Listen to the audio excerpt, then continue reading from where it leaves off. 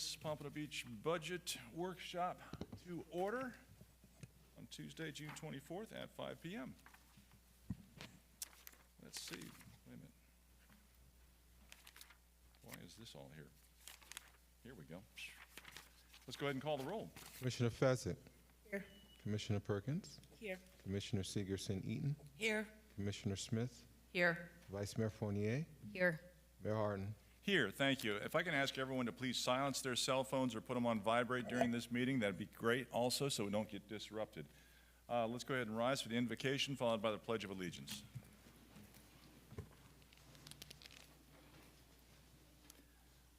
Father, give us wisdom to do your will as we consider this budget for the city of Pompano Beach and all those who live here. In your son's name we pray. Amen. Amen. I pledge allegiance to the flag of the United States of America, to the republic for which it stands, one nation, under God, indivisible, with liberty and justice for all. Thank you. All right. Any changes to our agenda, Mr. Harrison? No, sir. Very good. Can I get a motion approving the agenda as printed? So moved. All in favor say aye.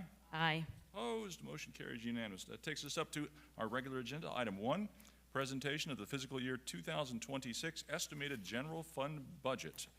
And I'll hand it over to Mr. Waters or Mr. Harrison. Actually, Mayor, let me introduce Mr. Waters. We just had a brief introduction of him in the audience a few meetings ago. Mr. Waters is our new budget director, and this evening he will present the recommended fiscal year 2026 budget for the general fund, and he will provide an overview of the projected general fund revenues and expenditures. So, Josh, take it away. Much appreciated. Good afternoon, Mayor, Vice Mayor, members of the Commission. Josh Waters, I'm the new Budget Director for the City of Pompano Beach.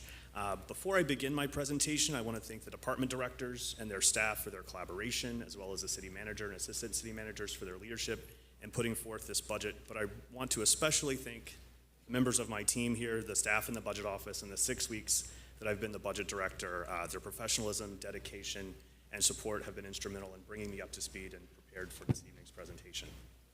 Our main objective today is to review revenue and expenditure projections for the city's general fund budget and discuss ad valorem tax rates and fire assessment fee considerations for fiscal year 2026.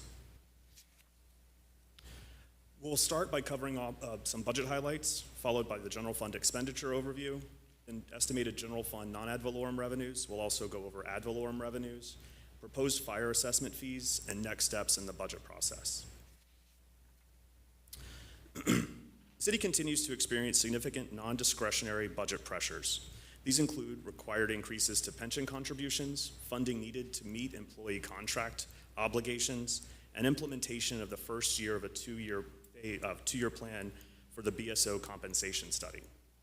Despite these challenges, the proposed operating millage rate remains unchanged at the fiscal year 2025 level, and the aggregate millage rate actually decreases by 0.7%. We are, however, recommending an increase in fire assessment fees to ensure that cost recovery for fire services remains aligned with expenses. We've also accounted for rising costs in our BSO contract for police services and the costs for our school resource officers. You'll see later in this presentation that year-over-year general fund revenue growth from all sources totals $19.2 million. During the course of developing this budget, requested increases totaled over $30 million, including requests from city departments, BSO, and non-discretionary cost increases. This slide details the budgetary pressures the city is facing, many of which are non-discretionary. Much of this information was presented to you in the April budget workshop, but the numbers here reflect final estimated costs. We'll start from the top. There's a $6.6 million increase in our BSO contract. Of this amount, $4.2 million is to pay for the first year of a two-year approach to implement the results of the BSO compensation study. The second year of implementation, which will be fiscal year 2027, is estimated to total $4.6 million. There's $4.4 million increase in pension contributions for fire and police employees. $3 million increase for employee compensation adjustments, including COLA and merit increases that were negotiated with our collective bargaining partners. Increased costs for electricity and water for city facilities goes up $1 million. The 2026 estimated debt service for lease financing of vehicles and equipment also totals $1 million. Required pension contribution increase for general employees is a little less than $800,000, as is the increased funds transfer from the general fund to the EMS fund. In sum, these budget pressures total $19.7 million.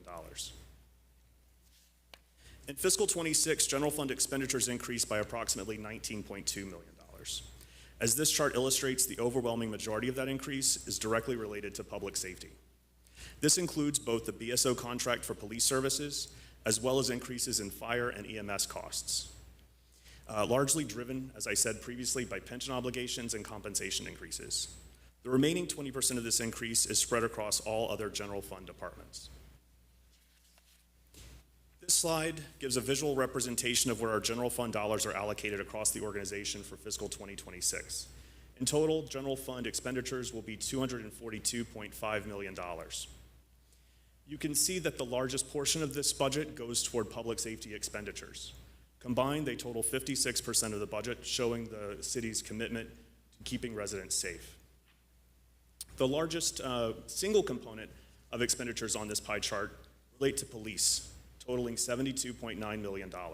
This includes both the BSO contract for fiscal 26, as well as an estimated $8.1 million for pension costs for police officers. Fire and EMS is the next largest pie slice, totaling $58 million, or a little less than a quarter of our entire budget. Other public safety services include park rangers, code compliance, crossing guards, totals around $5.6 million, or around 2% of our budget. Looking outside of public safety, the largest component is for support services. This includes the budget for the commission, city management, legal, human resources, finance, the budget office, and those non-departmental accounts that we use to pay for example, city electricity and water. This totals around a fifth of our budget, or around $49 million. Public Works, Facilities, and Engineering is 12% of our budget. Parks, Recreation, Cultural Affairs, Tourism, and Marketing is also 12% of our budget. This chart looks at general fund expenditures for the prior two fiscal year actuals, the current fiscal year, and the fiscal year 2026 recommended. Comparing the fiscal 26 recommended to the fiscal 25 adopted budget, you can see once again where the general fund grows by $19.2 million. Of this amount, I do want to note approximately $3.6 million of this growth is related to pass-through state premium tax revenues that are dedicated for police and firefighter pension costs. This slide illustrates the city's non-ad valorem revenue trends, again, for the prior two fiscal years, the current fiscal year, and the fiscal year 2026 recommended. In FY26, non-ad valorem revenues account for approximately 52.6% of our general fund revenues. Year-over-year growth for these revenues are projected to be around $9.6 million. This pie chart is a visualization of where our non-ad valorem revenue comes from. As you can see, franchise and fire fees account for about a third of our non-ad valorem general fund revenues, followed by intergovernmental revenues. These are grants and revenue sharing from state, federal, and other local sources. Non-ad valorem taxes are about 16%, followed by other sources at 16%. The remaining three pie slices, miscellaneous and transfers, fines and forfeitures, and charges for services combined total 15%. This slide shows year-over-year changes to each of the non-ad valorem revenue types. Going from the bottom of this chart to the top, non-ad valorem taxes increased about $1 million, primarily due to adjustments in utility taxes of $935,000. Franchise and fire fees increased by $2.7 million due to proposed adjustments to the fire assessment fees and annual adjustments to the franchise taxes. Intergovernmental revenues increased by $4.8 million, primarily associated for budgeting, as I said earlier, for that pass-through state premium tax revenue that's dedicated for police and firefighter pension costs. That premium tax revenue is about $3.6 million of that amount. Charges for services increased by $1.5 million, primarily due to increased golf revenues that the city is seeing. Fines and forfeitures, as you can see, there's no significant year-over-year changes. Miscellaneous and transfers increased by $863,000 due to annual adjustments in interest earnings and some interfund transfers. Other sources at the top, you see, decreased by $1.3 million year over year. This is due to the one-time nature of estimated expenditures related to the transfer to capital projects from the general fund balance. In FY26, $4.5 million of the general fund balance is going to be used mostly for one-time capital improvement projects, along with some other one-time expenditures.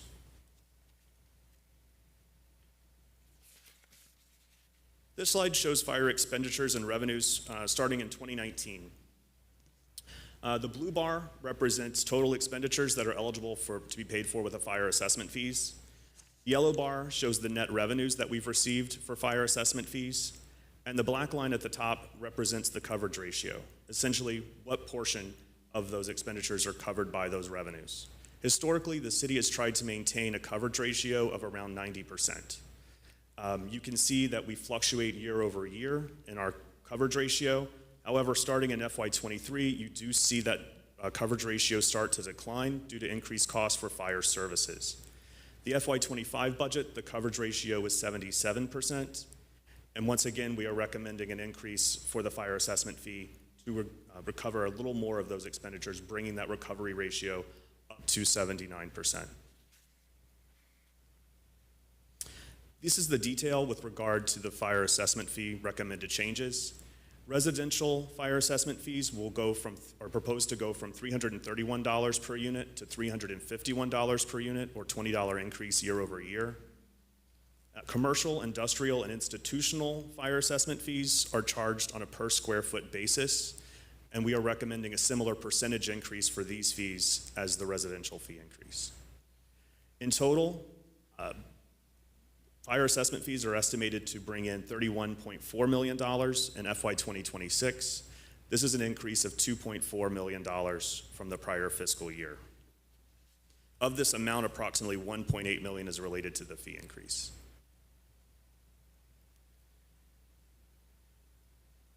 This table is a comparison of where Pompano Beach sits among its peers in Broward County, its peer municipalities. The green bar, this is a comparison of FY25 adopted fire assessment fees. The green bar represents where we are in FY25. The yellow bar shows the proposed rate for FY26. You can see in both instances that Pompano Beach is around the median for the municipalities in Broward County. Next, we'll talk about millage rates. As you can see on this slide, the general operating and EMS millage rates remain the same between FY25 and FY26. The millage rates associated with the GeoBond 2018 series and 2021 series actually decrease a little over 8% each, and the net aggregate millage rate will actually decrease by 0.7% year over year. This slide shows the general operating. This shows the revenues historical trend for ad valorem revenues for 23 and 24 actuals, along with 25 budget and 26 recommended. As you can see, year over year, the ad valorem revenues increase a little less than $10 million, 9.6. This chart shows the growth in taxable value of properties in Pompano Beach starting in 2019. The blue bar shows the historical taxable value of properties. The yellow bar at the top shows the new construction value, and the green line shows year-over-year changes in the taxable value of properties in Pompano Beach. As you can see with the green line, there was a marked increase between 22 and 23. Growth rates have been leveling off and going down slightly year over year thereafter. In FY 2026, the estimated taxable base is around $23 billion, and that's a growth of $1.9 billion, or 9.17%. We will get updated taxable values from the Broward County Property Appraiser. These are preliminary values. We'll get the estimated property values on July 1st, and those numbers will be what we use in putting together the final FY 26 budget. This chart shows the historical operating millage rate and the aggregate millage rate going back to 2020. You can see the operating millage rate represented by the blue bar, the aggregate millage rate represented by the yellow bar. The operating millage rate remained unchanged from 2020 through 2022. There was an increase in 2023 where it stayed the same in 24. Last year, the commission voted to decrease the operating millage rate by 0.5%, and that's the rate that it remains for FY 2026 recommended. You'll see that there's an increase between 2021 and 2022 in the aggregate millage rate. This is because that was the year the GO Bond Series 2021 voted debt millage was added to the tax bills. Looking at other municipalities in Broward County and where Pompano Beach compares, again, assuming nothing changes with the other municipalities in FY 2026, Pompano Beach and the EMS rate is the 11th lowest compared to the other municipalities in the county. Finally, we'll talk about next steps in the budget timeline. You'll recall that the Budget Office provided you with a budget timeline memo earlier this year outlining the steps and the meetings and the agendas that we'll be going through between now and the end of September. This slide shows where we are now in the timeline and what's ahead over the next few months. This is the second of 3 budget workshops. Starting later this week, we'll be holding individual meetings with you where we can discuss budget specifics in more detail, answer questions you may have, and discuss other issues you'd like to explore further with the budget. You'll receive the published recommended budget at the commission meeting on July 8th in advance of our full-day workshop on the 14th. The commission meeting for July 22nd is where we have scheduled for the adoption of the FY26 preliminary fire assessment fees resolution. And then September 15th and 22nd are the 2 legally required budget hearings required by the state's truth and millage law. One on the 15th will be the initial hearing where you'll adopt the FY26 proposed millage rate, preliminary millage rates and budgets, and adopt the final FY26 fire assessment fee resolution. The meeting on the 22nd will be the adoption of the final FY26 millage rates and budget and the FY26 to 30 capital budget. So with that, I will close my remarks, and I look forward to working with each of you over the coming months as we put together a budget for the city's residents. Well, very good. Thank you for that. Appreciate the presentation, and good job. And thank you to everyone who participated in getting us to this point. At this point, any questions, comments from the commission on the presentation? Commissioner Fessick. Thank you for that. Being my first budget season and yours, together we'll do this. It'll be fun. I was going through the paperwork and I was curious how, I was looking at your slide regarding the CRA income, versus tax increment financing allocation, that being $2.1 million. Right. The question I have, so this came up, I had a meeting with, agenda meeting, and then I had another meeting with BSO involved yesterday, and you were a part of that meeting. So this came up, and I wanted to just sort of throw this out there as we're heading into budget season, now that we have this as a discussion. So over the past 2 decades, Pompano Beach's community redevelopment agencies have done an outstanding job.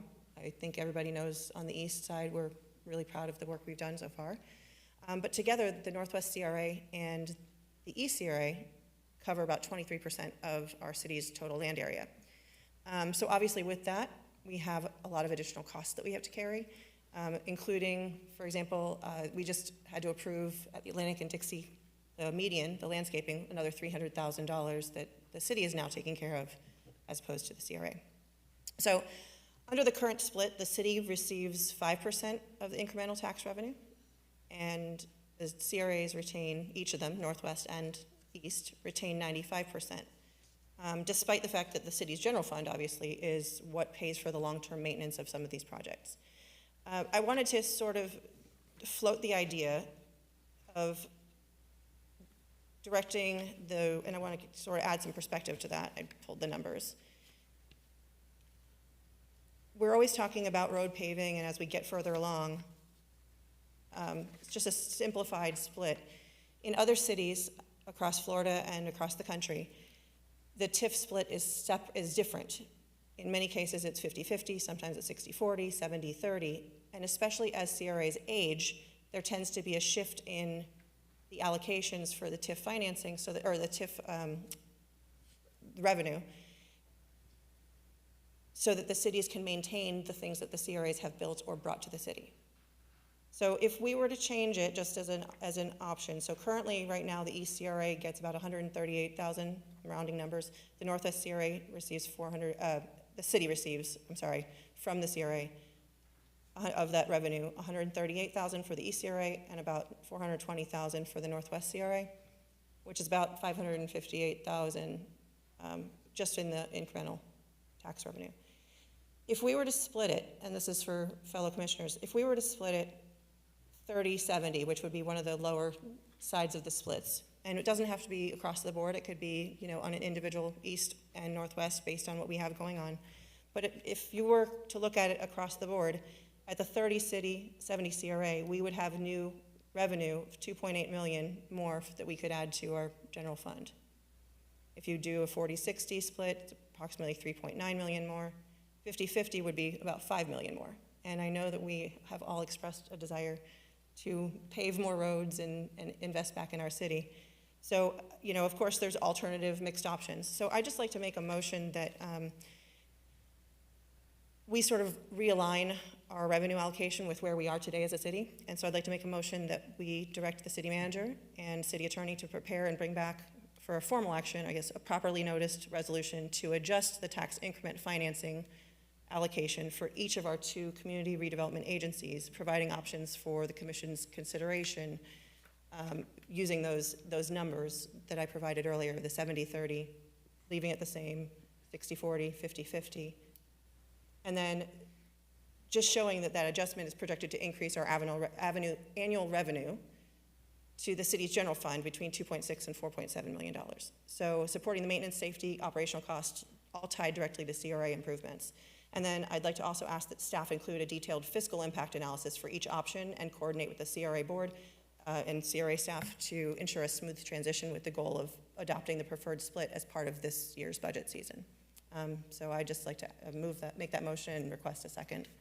Very good. That was a mouthful. Very long one, I know. Mouthful of a motion. Mr. Berman, is it appropriate for us to entertain motions during this presentation? This is a workshop. The commission can take no action at the workshop other than indicate its preference for staff to look into certain actions, but there's no official action that can be taken today. Okay. You could request it. So can we request this? So I'll request the same long thing. We'll save everybody some time. Perfect. Thank you. Very good. Further commission discussion. Vice Mayor. Thank you. I actually think Commissioner Fezzik brings up a good point about the split of the TIF revenue, and I think it's something we should look at as another potential source for revenue to the city. I look forward to seeing that analysis and some idea of what the impact would be to the CRAs and how beneficial that additional tax revenue could be to the city. I had a couple questions here on the same slide, actually. So the required pension contributions for fire and police, in this budget, what have we assumed for the firefighters contract that I believe is still under negotiations? So that is still under negotiation. I know we have assumed a placeholder amount in our budget. To give that, I can give you more details later. So have we assumed no material changes to their pension as part of this new contract? I'll turn it over to my boss. Yes, we have assumed no material changes to the pension going into this budget. Okay, and are you assuming that based on your knowledge of where the negotiations are? Yes, well, first let me introduce myself. Nice to meet you. I don't want Kervin interrupted me again, so Brian Dunham, Assistant City Manager. I'm sorry, could you repeat your question? Are we making that assumption just being hopeful, or is that based on your knowledge of how the negotiations are going and where we might shake out with that? Well, of course, it always takes 2 to tango, but, you know, in the end, we had, given the last contract we just did, there's no reason to come back and do more pension enhancements. I mean, there just isn't. I understand, and I agree with that. I just wanted to make sure that was where we were at here. I had a question about the increased costs for electricity and water at city facilities. What is driving that $1 million increase? Is it just higher rates? It's higher rates, higher usage. I don't need it today, but I would like some breakdown of what is going on there. And then the next line is something we've been talking about up here a bit, which is these leased vehicles. And I continue to think that we have an extremely bloated fleet of vehicles with very expensive leases that are not necessarily, or not needed. So I think that's something else that we need to look at between now and our budget workshop, some idea of where we can find opportunities there with respect to the number of vehicles we have, how we finance them, and what we can do to be a little leaner in that area. And then I wanted to talk about, or ask a couple questions about the, I guess so, the pie chart and a couple slides forward, the general fund services with the public, this one. So when we think about people like Cassandra Rhett and the homeless outreach and services that we have in the city, is that also part of the 2%, like the park rangers? Where do those services fall in here? It's included in public safety other. Public safety other also, with the park rangers. Okay, thank you. So that's where those efforts are. And then, as we go forward, a couple things. Mainly the fire assessment is what I want to talk about. I was happy to hear about the incremental revenue from golf. It shows that our investment in the golf course paid off. So I know we need to talk maybe more about the other golf course too. But with respect to the fire assessment coverage ratio, I think it's slide 15. So this, everything worries me when I look at charts from the cost of our fire services and the material increases that we've seen from 2024, 2025. And it happens to coincide with us taking on Lauderdale by the Sea. And back in February, I did an analysis on the overtime in our department based on before Lauderdale by the Sea and after Lauderdale by the Sea. And there are huge differences. I think overtime was up 178% or something like that since we entered that contract. So I continue to believe, I know we've given them notice, but I continue to believe that the people of Pompano Beach are somehow subsidizing this Lauderdale by the Sea contract through paying for additional overtime. And I want to make sure that as we build them going forward, we are actually billing the entire cost, and Lauderdale by the Sea is paying for, for everything that they are costing us. And I know it's complicated because some of it shows up as overtime for our firefighters because they have to cover that. So I don't know if there's been an analysis done on this, but I want to see that also because it is clear that we have been subsidizing that over the last couple of years. We can discuss that more at our meeting on Thursday, but I will say that the 2026 revenue assumption for the general fund includes additional revenues from that contract. Okay, so I would like the details on that and what we actually think it's costing us and what we are billing. And then on the next slide, the fire assessment fees. At our budget workshop 2 years ago, we were told that we're not really allowed to change these unless there's a study done, and then we can look at the relative ratios and determine what type of properties are using the services. How did we just change these this year without redoing that study? Good evening again, Brian Donovan, Assistant City Manager. So as far as we always have the opportunity to increase or reduce the fire assessment fee as long as it's in proportion. We cannot say increase residential by 5% and increase commercial by 20% without doing a study. So as long as the increase or decrease is proportional, we always have the opportunity to do that. So I haven't run the numbers here yet. Is that what we've done here? When I look at these, so what percent increase is this across the board? It's the same percent? Across the board, it's the same percent. Okay, so we have not changed the mix. We have just increased it 1%. Okay. I think those are all my questions for today. Thank you very much. Very good. Further commission discussion? Commissioner Smith. On the fire assessment fees, why are we just bringing it up to 79 instead of going back to 90, which is the healthy level? That is certainly something that the commission can consider. When we were putting together this budget, we were trying to balance our revenues and expenditures across the board and looking at the increase in fire costs as well as the revenues that the fire assessment we're bringing in. This is the amount we're proposing, the $20. But a higher fee can certainly be considered by the commission. Okay, thank you. Very good. Anything for Commissioner Perkins? Yes, thank you, Mayor. Excuse me, under the contract for police services, are we required to give a certain percentage of increase per year? Is that listed in the contract? So, go back to this slide. So the public safety, so the consideration letter came in from the Broward Sheriff's Office. It does include compensation adjustments in there. What is different about this year is that BSO did a compensation study this year looking at the compensation for deputy sheriffs in Broward County compared to other jurisdictions around the region. And they determined that the Broward Sheriff's Office deputies are paid less than peer jurisdictions. And so the compensation study that was released this year includes a $4.2 million increase in compensation for Broward Sheriff's Office deputies. That's the first year of a 2-year plan. Next year, you'll see an additional increase of, I believe, about $4.6 million. And that's to bring the salaries for deputy sheriffs in line with peer agencies.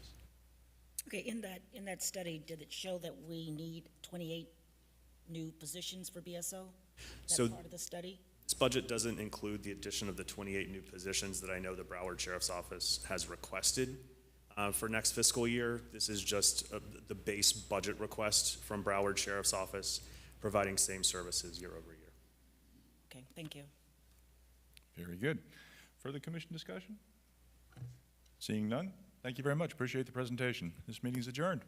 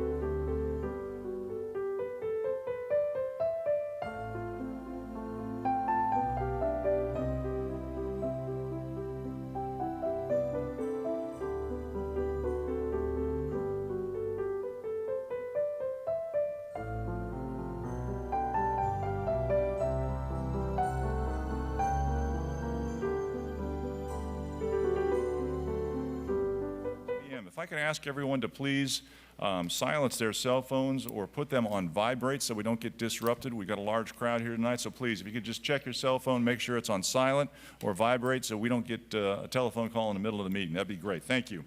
Let's go ahead and call the roll. Commissioner Fezzik.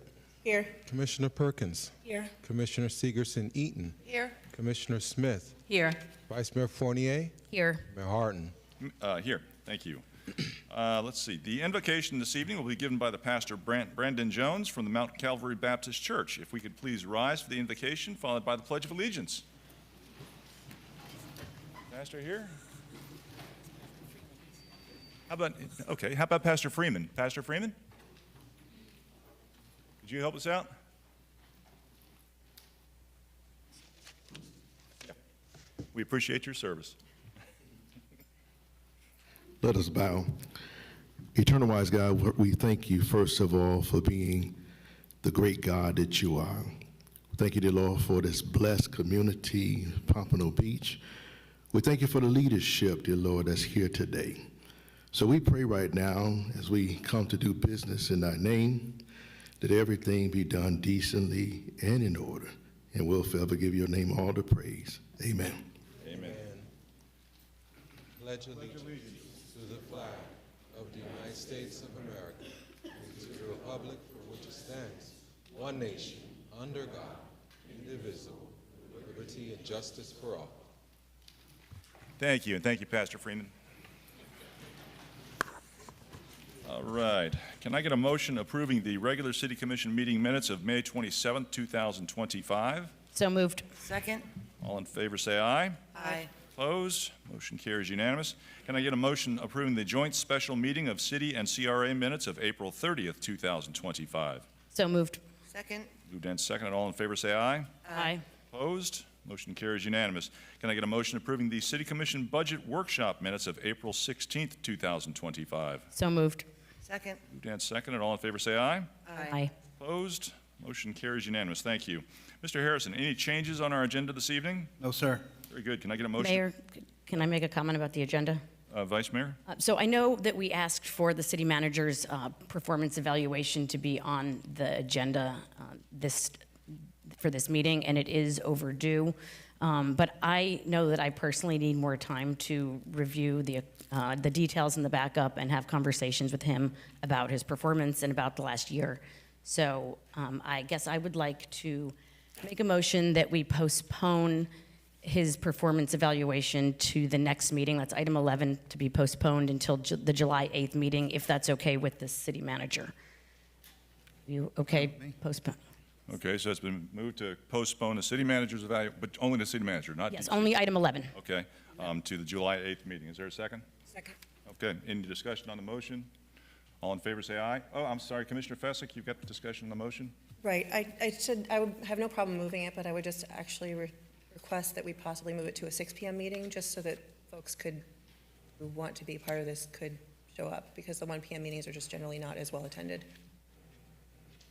6 o'clock. 6 o'clock is the, July 23rd was, Yeah, July 8th is a 1 p.m. meeting. right, so it would be the July 22nd? July 22nd. Okay, so I will modify or amend my motion to postpone it to the July 22nd meeting. Okay, motion is now postponed till July 22nd meeting. Is there a second? Second. Second. Any discussion on the motion? Seeing none, let's go ahead and call the roll. Commissioner Fezzik. Yes. Well, Mayor, before I call the roll, if you don't mind, who is it that seconded the motion? Okay, thank you. Commissioner Fezzik. Yes. Commissioner Perkins. Yes. Commissioner Segerson-Eaton. Commissioner Smith. Yes. Vice Mayor Fournier. Yes. Mayor Harden. Yes. Any further, any further amendments to the agenda? Hearing none, can I get a motion approving the agenda as amended? So moved. Second. Moved and second. All in favor, say aye. Aye. Opposed? Motion carries unanimous. Great. Takes us up to our consent agenda discussion. Items 1 and 2 are on the consent agenda. No items have been pulled, so both of those items are eligible for discussion during audience to be heard. That takes us up to our special presentation, a great night here in Pompano Beach. Unity in the Community Scholarship presentation. Tom McMahon and Mike Blanger, President and Vice President of the Unity in the Community, will present 6 local high school students with a $2,500 scholarship and an iPad for their hard work and acceptance into their respective college or university. Tom, right, there you are. I'll be right there. Go ahead. Good evening, Tom McMahon, President of Unity in the Community. I'm here, and my part of the presentation is to thank Pompano Beach for your ongoing support. I saw several of the commissioners and the mayor at our last Unity in the Community, and this is our 14th year, and 2026 will be our 15th year of Unity in the Community. So we have a special plaque to present to the mayor and the city of Pompano for your unwavering support for Unity in the Community. Thank you very much. Very nice. Appreciate that. As Tom says, we certainly thank the city commissioners, city manager, attorney, for all your support that you have given to Unity over all of these years. Without your support, it would be extremely difficult for us to be able to do what we do in the community and have our Family Fun Day.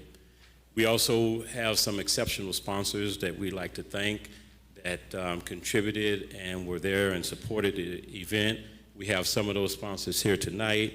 We have Coastal Waste and Recycling that will be here with the presentation, Superior Concrete Polishing, and Atlantic Tax. And there are quite a few other sponsors that supported us, and we would like to also thank them. We have an awesome group of volunteers that work diligently day and night. Our scholarship chairperson, Carolyn Mann, who's not here tonight, works extremely hard with us. Tom, our president, Susan is here with us tonight. We have several other volunteers that come out and give a lot of time and effort into making Unity in the Community successful. We also like to thank you, the residents of Pompano, because without you guys coming to attend and participate and be a part of what we do, the event would fall on its face. And then we got some special guys that boots on the ground. They come out and help us in Parks and Recs with Bassett and Scott, Eric in the maintenance. Those guys do an awesome job. BSO, we had Sergeant Tony and Aaron Moore. I know both of those are in new roles, but BSO has always been a great partner and provide a lot of support for us as well as the Pompano Beach Fire Department. So thank all of you guys for what you have done. This is our 15th year coming up in January. We're always the last Saturday in January. So we ask you to already put it on your calendars to save that date for our Family Fun Day. It's hosted primarily for the Pompano Beach community. We do this so all of our community can come together on a day of fun. In 14 years that we have completed, we have given over $100,000 in scholarships to high school students.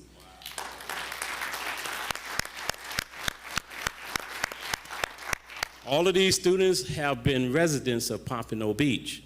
The students can go to any Broward County school, but one of the requirements is they have to be a resident of Pompano Beach. And then they have to also meet all of the criteria.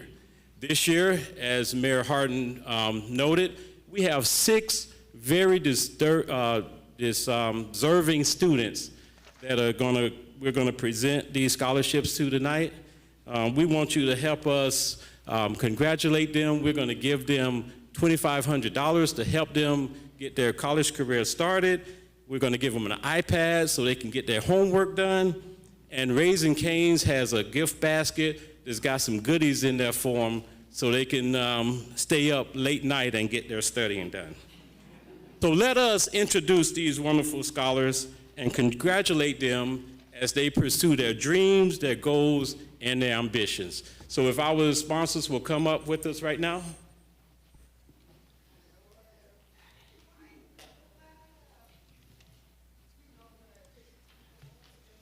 Stephanie Mora, graduate of Pompano Beach High School.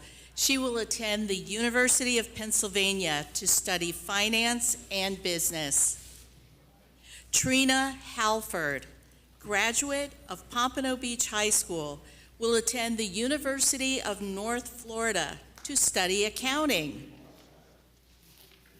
Yasmin Najaz Adrisi, graduate of Pompano Beach High School, will attend Florida Atlantic University to study pre-medicine. Jamario Monpas, graduate of Blanche Ely High School, will attend St. Peter's University to study cybersecurity. Zipporah Dixon, graduate of Blanche Ely High School, will attend Nova University to study nursing. Nelia Dorvey, graduate of Blanche Ely High School, will attend LSU to study media design. Her dad is here to accept her award. Dad? Are you shy, Dad? No, Dad. Okay. Congratulations to all of our students.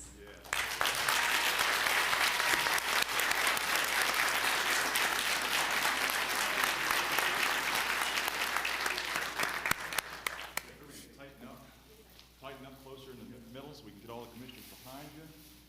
I've got my son is going to take a picture of all of us.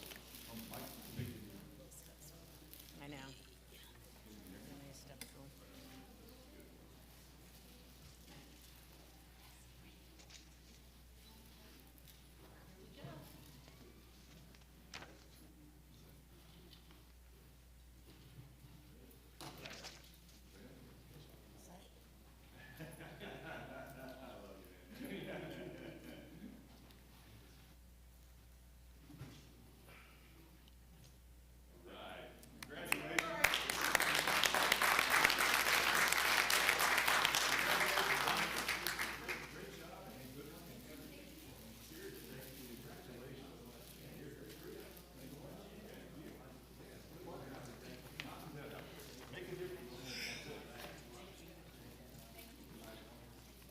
Great job. Thank you, Tom. Congratulations.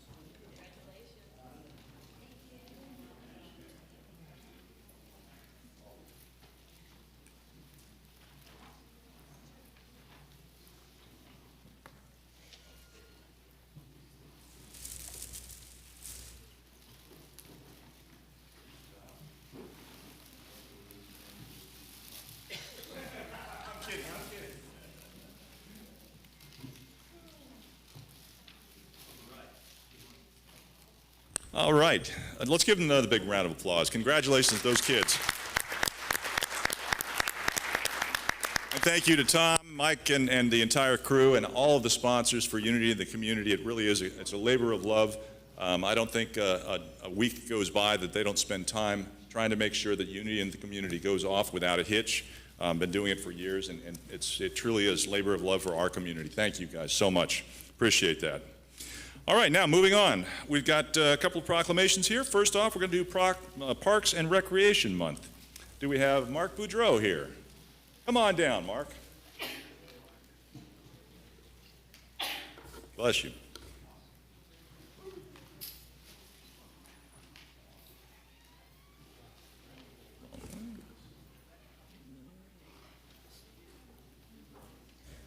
Here we go. This is it. All right.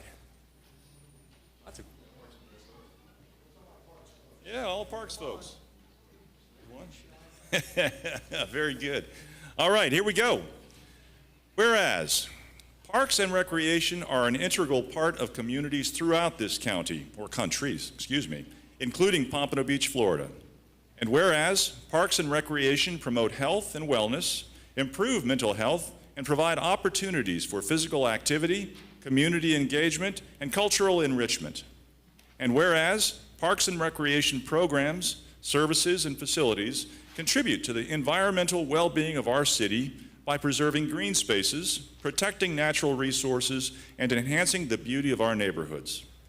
And whereas the City of Pompano Beach recognizes the vital role that local parks public lands, recreation centers, and community activities play in promoting healthy lifestyles, reducing crime, and providing a safe, inclusive, and welcoming environment for residents and visitors of all ages, abilities, and backgrounds. And whereas the Parks and Recreation Department of Pompano Beach is committed to enhancing the quality of life for all residents through exceptional programs, well-maintained parks, innovative services, and dedicated staff. And whereas July is designated as National Parks and Recreation Month by the National Recreation and Park Association, and this year's theme encourages all people to recognize the many benefits of parks and recreation in their lives and in their community. Now, therefore, I, Rex Harden, Mayor of the City of Pompano Beach, on behalf of the entire City Commission, do hereby extend greetings and best wishes to all observing July 2025 as Parks and Recreation Month in the City of Pompano Beach, Florida, done this 24th day of June 2025. Mark Boudreau and all of your staff, thank you so much for what you do for our city. It truly is a delight what we deliver to the residents. Thank you, sir. Appreciate that. Thank you. On behalf of the 70-plus full-time employees and 100 part-time employees and advisory board members, we would like to thank you and the entire commission for the support you provide us every year in putting on great programs, events, classes, and programs. So thank you. And to the folks in the audience, it's a pleasure and privilege to serve you. And I would just encourage you to go to the Parks page on the city's website and check out what we have to offer. It's one of those things that it's everything about Parks and Recreation that you are afraid to ask is on that website. So thank you very much. Appreciate it.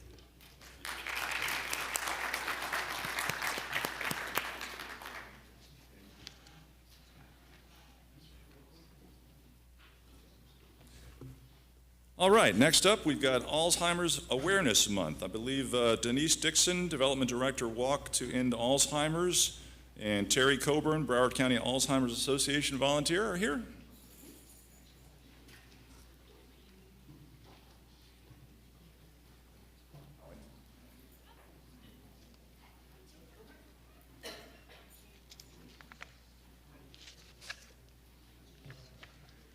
Thank you all for being here. All right.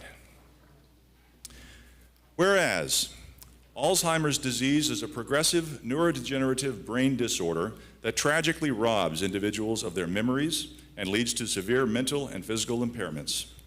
And whereas more than 7.2 million Americans are living with Alzheimer's disease, including an estimated 500,000 under the age of 65 suffering from younger onset Alzheimer's. Whereas in the state of Florida alone, approximately 580,000 individuals are living with Alzheimer's disease, including an estimated 47,800 residents in Broward County. And whereas Alzheimer's is the 7th leading cause of death in the United States, and it is the only disease among the top 10 causes of death that cannot be prevented, cured, or even slowed. And whereas Alzheimer's disease is one of the most financially burdensome diseases in the United States, with direct care costs expected to total more than $413 billion in 2025.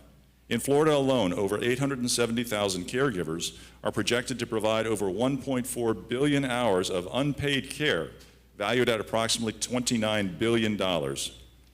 And whereas the human cost of Alzheimer's disease is immeasurable, and it deeply affects not only those diagnosed, but also their families, friends, and caregivers.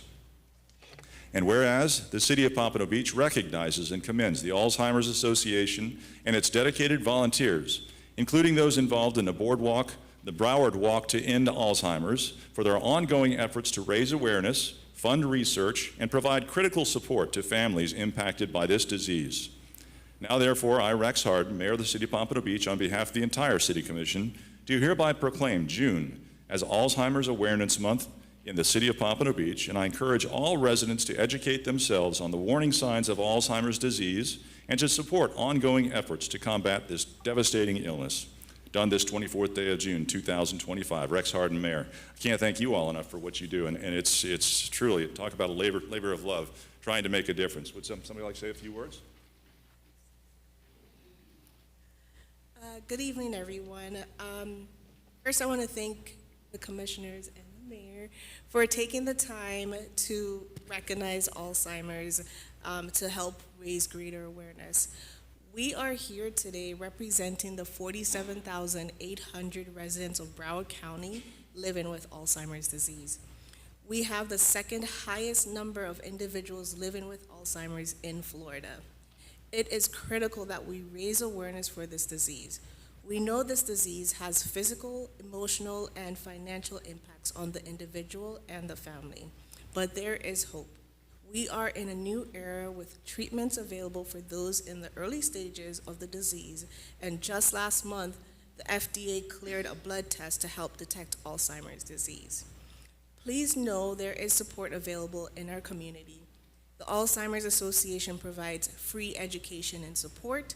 We also have a 24/7 helpline. It's 1-800-272-3900. This is available 365 days a week, which is run by dementia experts to handle any and all questions. You can also visit us at alz.org to learn about local resources. We hope you will join your community on Saturday, December 6th at Nova Southeastern University for our Broward County Walk to End Alzheimer's. This is where individuals living with the disease, current and former caregivers, and all impacted by the disease come together to shine a light on Alzheimer's and walk in hope for a cure. Thank you so much.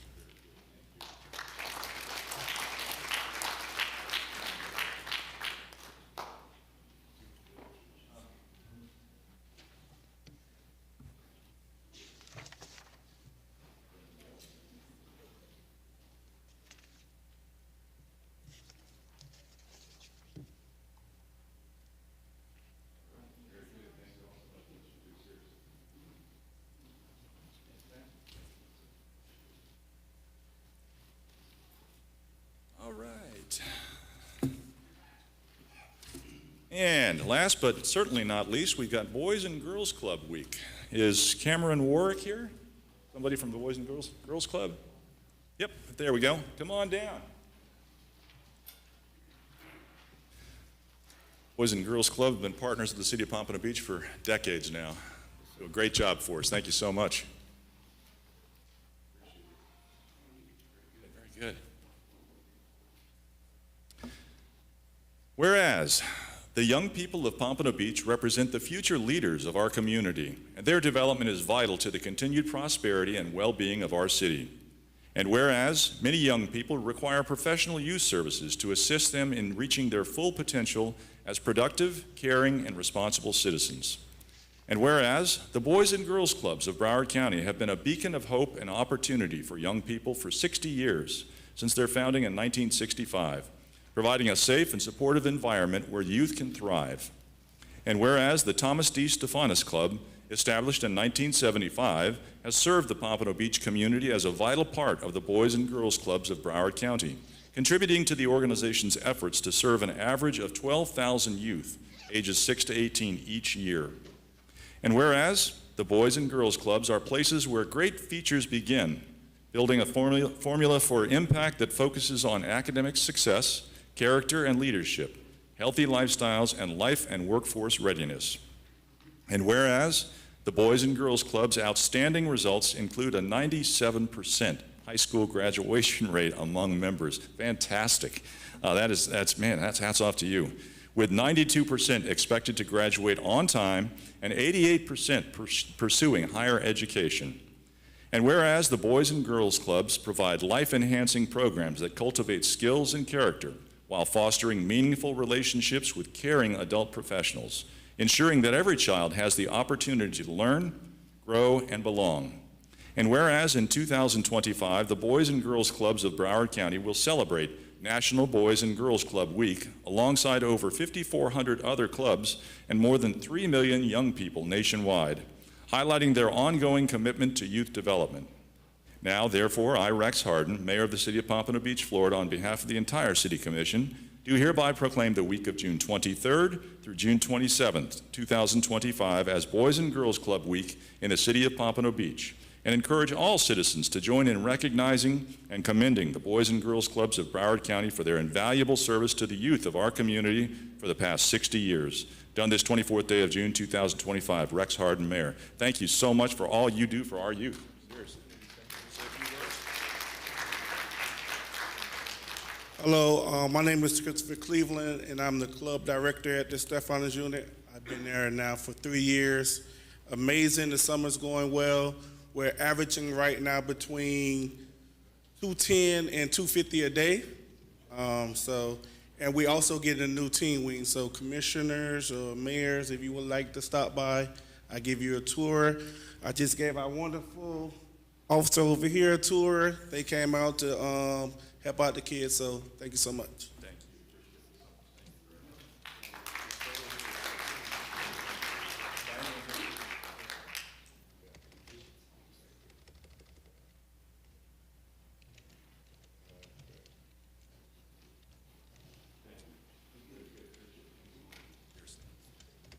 right, that's that.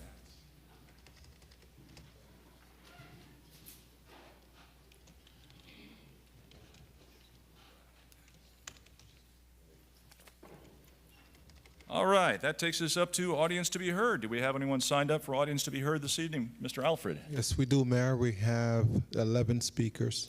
11 speakers, let's go. First speaker, Andrew Young, followed by Patricia Williams, followed by Peter Tolley, followed by Lauren Holliday. Andrew Young. Just your name and address for the record, and limit your comments to 3 minutes. I appreciate it. Thank you. Yes, sir. Good evening, Mayor Harden, Vice Mayor Fournier, and fellow commissioners. My name is Andrew Young. I live at 1340 South Ocean Boulevard, Pompano Beach, Florida.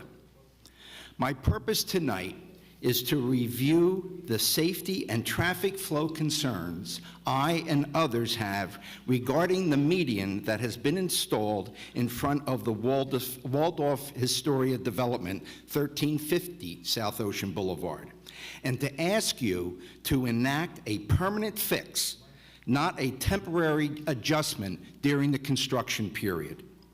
This is not in any way a condemnation of the development of 1350 South Ocean. In fact, the Claridge has had an excellent relationship with the developers of the Waldorf Astoria, and we have agreements dating back to 2014 for the building of that complex. Rather, it is to ask the council to direct the Department of Transportation to remove the median currently in front of 1350 development. Let's go to the overhead.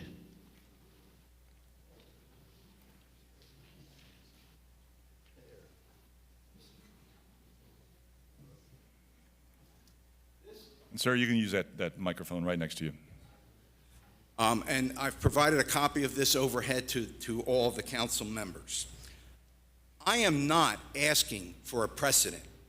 Rather, in fact, at the June 10th, 2025 council meeting, the Department of Transportation representative presenting agenda item number 9, docket number 25-401, stated the median was already altered and shortened 50 foot.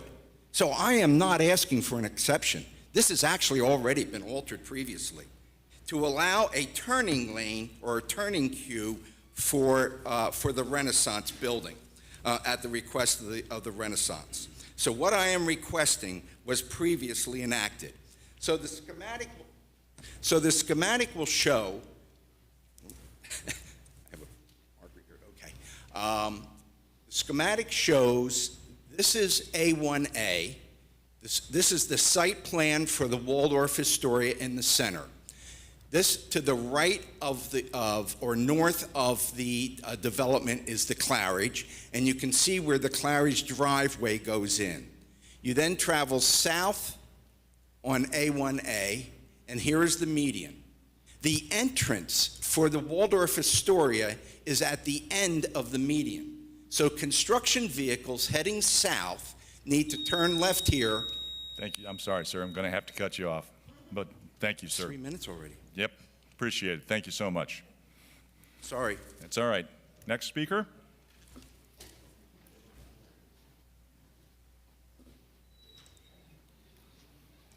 Good evening, Mr. Mayor, Vice Mayor, Commissioners, City Attorney, and City Manager. I am Patricia Williams, 1565 Northwest 7th Avenue.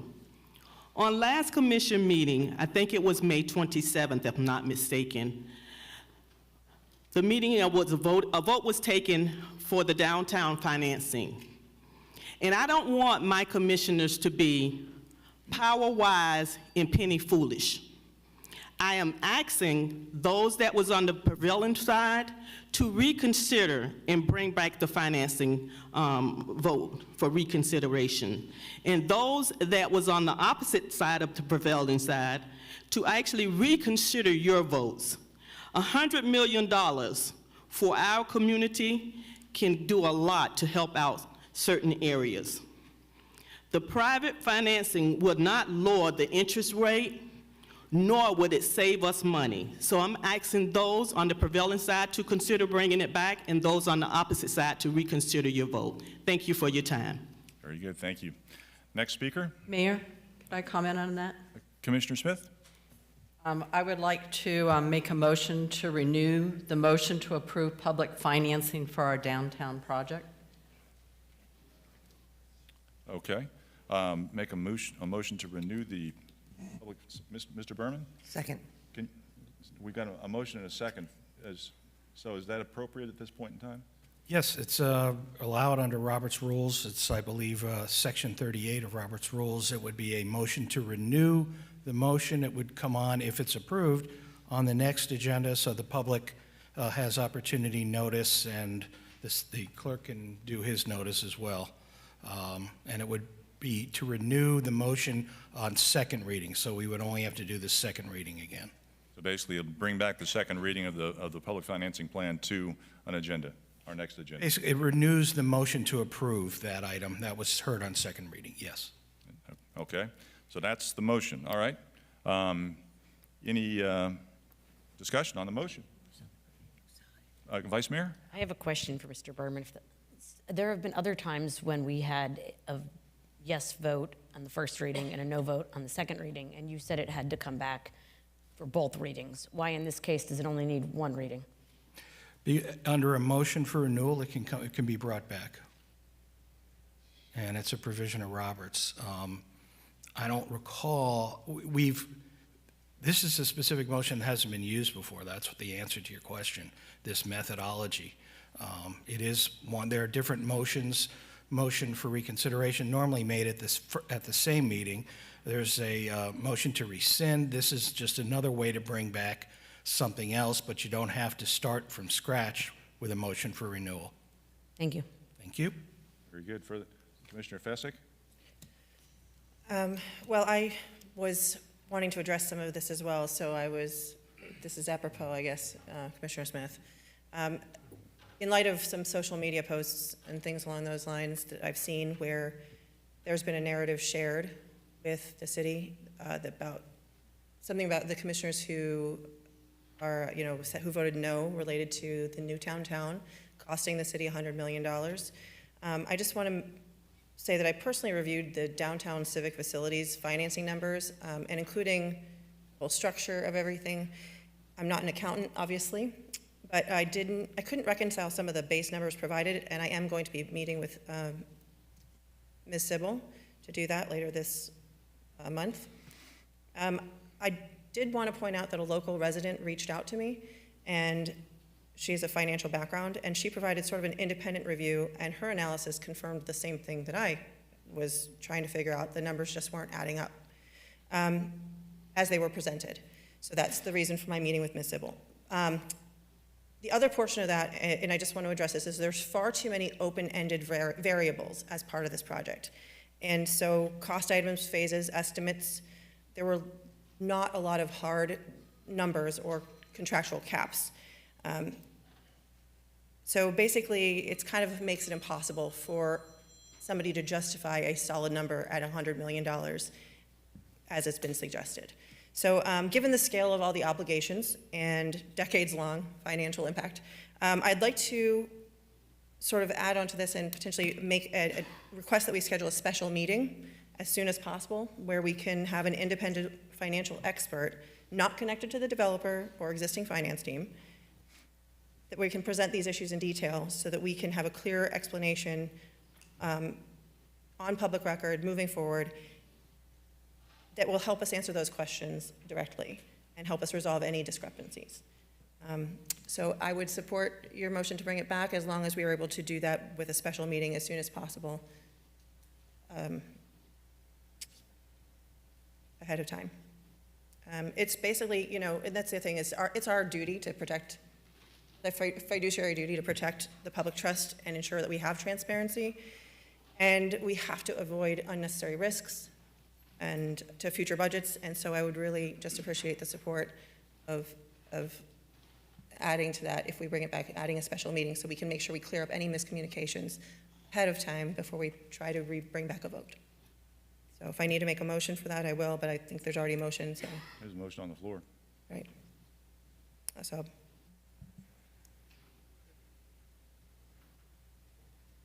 so I can make, you know, so I'd like to make a motion if there's, to do that. But there's a Mr. motion. Berman, is it appropriate to have another motion? That's what. The motion is related to the main motion. I don't know if it was questioned as a amendment to the motion, or is this a subsequent or a second motion? I would have to defer to you on that one. It sounds like it's a separate motion, so we could, It's because if we're going to bring this back, because there was not clarity, you know, I just would like, it's attached somewhat. let me just ask the commissioner, with the mayor's permission. Go ahead. Would you consider a meeting with the developer or CBRE and everyone else to answer any and every question that you might have, to explain? And you can bring whoever, if you want to bring your auditor, your expert, whoever you wanted, we can get those questions answered for you, or anyone you want, because this would go back on, I think, on the July 8th agenda. And we can meet with you before then, and I'm sure Ms. Sybil, not that I like to volunteer staff members or department heads, we can get you any answers that you want by that time. Right, but the issue that I have is that the numbers that were presented publicly were not adding up, and so I'd like to do it, if at all possible, in a public forum. But I will also privately meet with Ms. Sybil before the next meeting. It's a separate motion. Okay, Answer the mayor's question. Okay, so you're making a motion that we hold some kind of a special meeting to review the numbers that Ms. Sybil presented before July 8th when this comes back?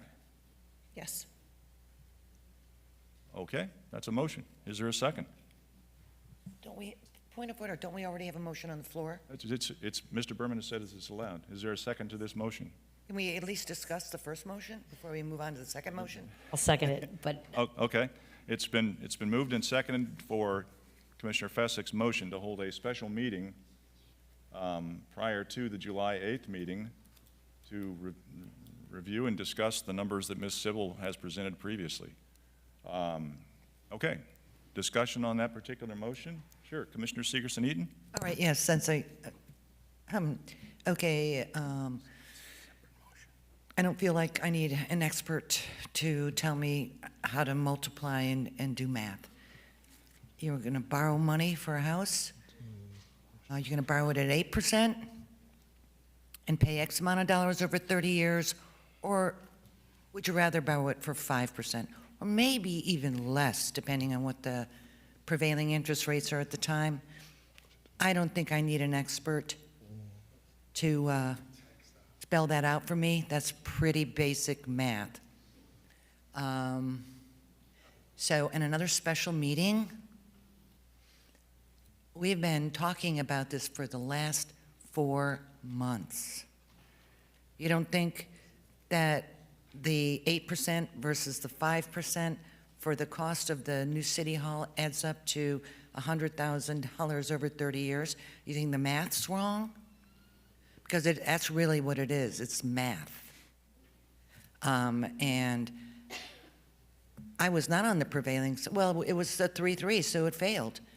But I'm all in favor of going for the lesser interest rate that cities have been able to do. And I just want to make an example of one. When we went out for the GO bond in 2018, Ms. Sybil estimated or did her calculations around a very conservative interest rate.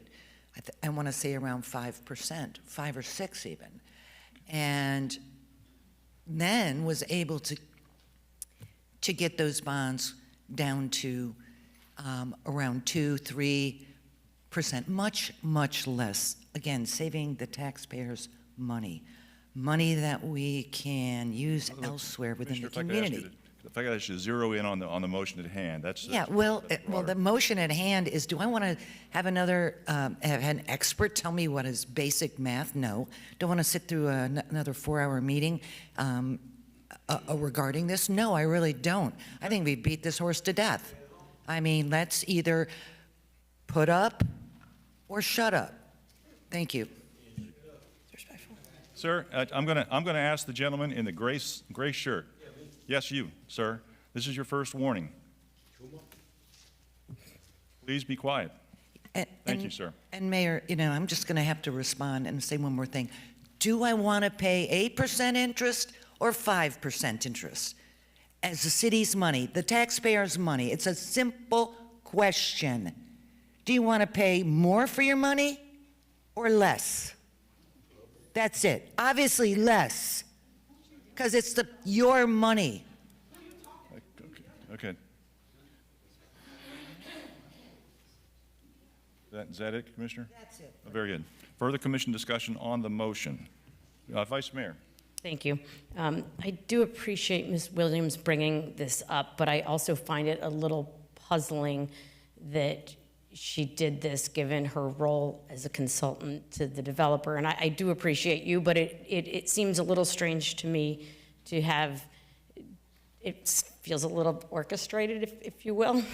but anyway, here's how I think about this. I have run cases in the model. I've run downside cases where, let's say, the land sales don't materialize as quickly as the city has projected, or for as much as the city has projected. And I've created pivot tables in it and looked at what would happen and what that does with our ability to pay. And it is, I'm talking about the financing regs. And that's the broader issue. yeah, but whether we need a meeting on this. So I have run those analysis, and I do think there is risk to that model, especially given the uninspiring civic plan that we have. I've asked for a workshop on the civic plan, and I will ask for that again. But without a civic plan that makes sense, I think the model's projections for the land sales, the timing, and the amount we're going to receive for them is aggressive. So I don't actually see it as 5% or 8%. I see it differently. I see it as we are using the full faith and credit of the city to issue this debt at a lower rate. And that means that even if things don't materialize, if land sales don't materialize, or the project fails in certain ways, the city's on the hook for it. Whereas the private financing with a higher interest rate is going to have different underwriting requirements for private lenders. That has to be a private lender, someone who's high net worth individuals or funds. They are going to look at this project in such excruciating detail because they are lending just on this project itself. And I don't think the developer actually wants to issue the financing.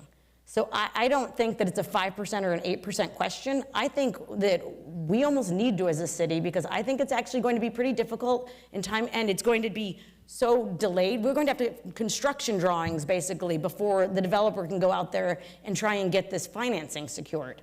So it's a completely different process. It's not just 5% or 8%. It's different ways of financing. And one we can start today, and the other one is way far out and has so much risk and uncertainty, and I think has some challenges for the developer. So I don't see, to Commissioner Fesek's point, I'm fine doing a workshop to dig into this, but not in the absence of a workshop on the civic plan itself, because I think that's just as important, if not more important. Thank you. Very good. Further commission discussion on the motion.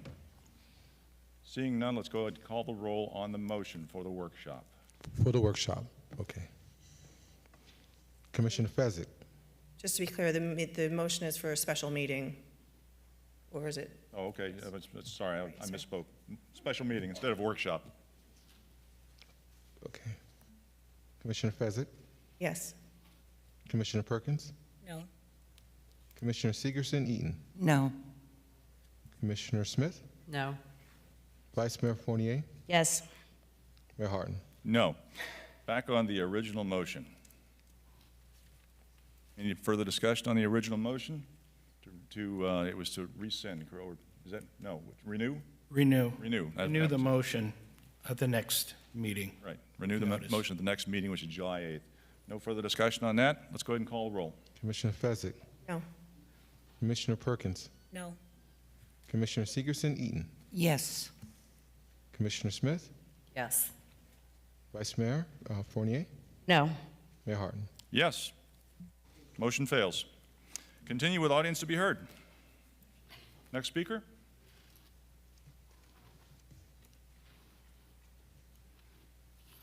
Good evening, everyone. My name is Peter Tully. I live at 2630 Northeast 19th Street. I'm here tonight about two illegal operating halfway houses, rehabs, sober homes, don't know what the proper term is, operating on our street without the city's permission. Now, these are situated 6 houses apart. 10 children ages 1 to 15 live between these 2 houses. Our street has become a transient superhighway. It's nonstop. I can't see the treatment they're getting because the men seem to stay there for about 2 days, and then a white van comes, takes them away. The city has been good to us, Commissioner Brian Donovan with the city's office, Jill with city's attorneys, but we're still looking for actual action. The magistrate is fining them up to $1,000 a day, I believe, until they get into code and apply for this special registration. But in the meantime, it's changed the fabric of our community. I've been there for 10 years. I'm with some of my neighbors now. They've all been there for 10 years or more, and we're just looking for help at this point. Now, it's under my understanding that you have to apply for special permission to operate transient housing. They seem to be operating on the assumption that they'll get it, so they're asking for forgiveness. They have been operating. Not only have they been operating illegally, they've been clustering, which is also known to raise crime and bring down property values. So they are applying right now, 3 months after we got in contact with the city about this.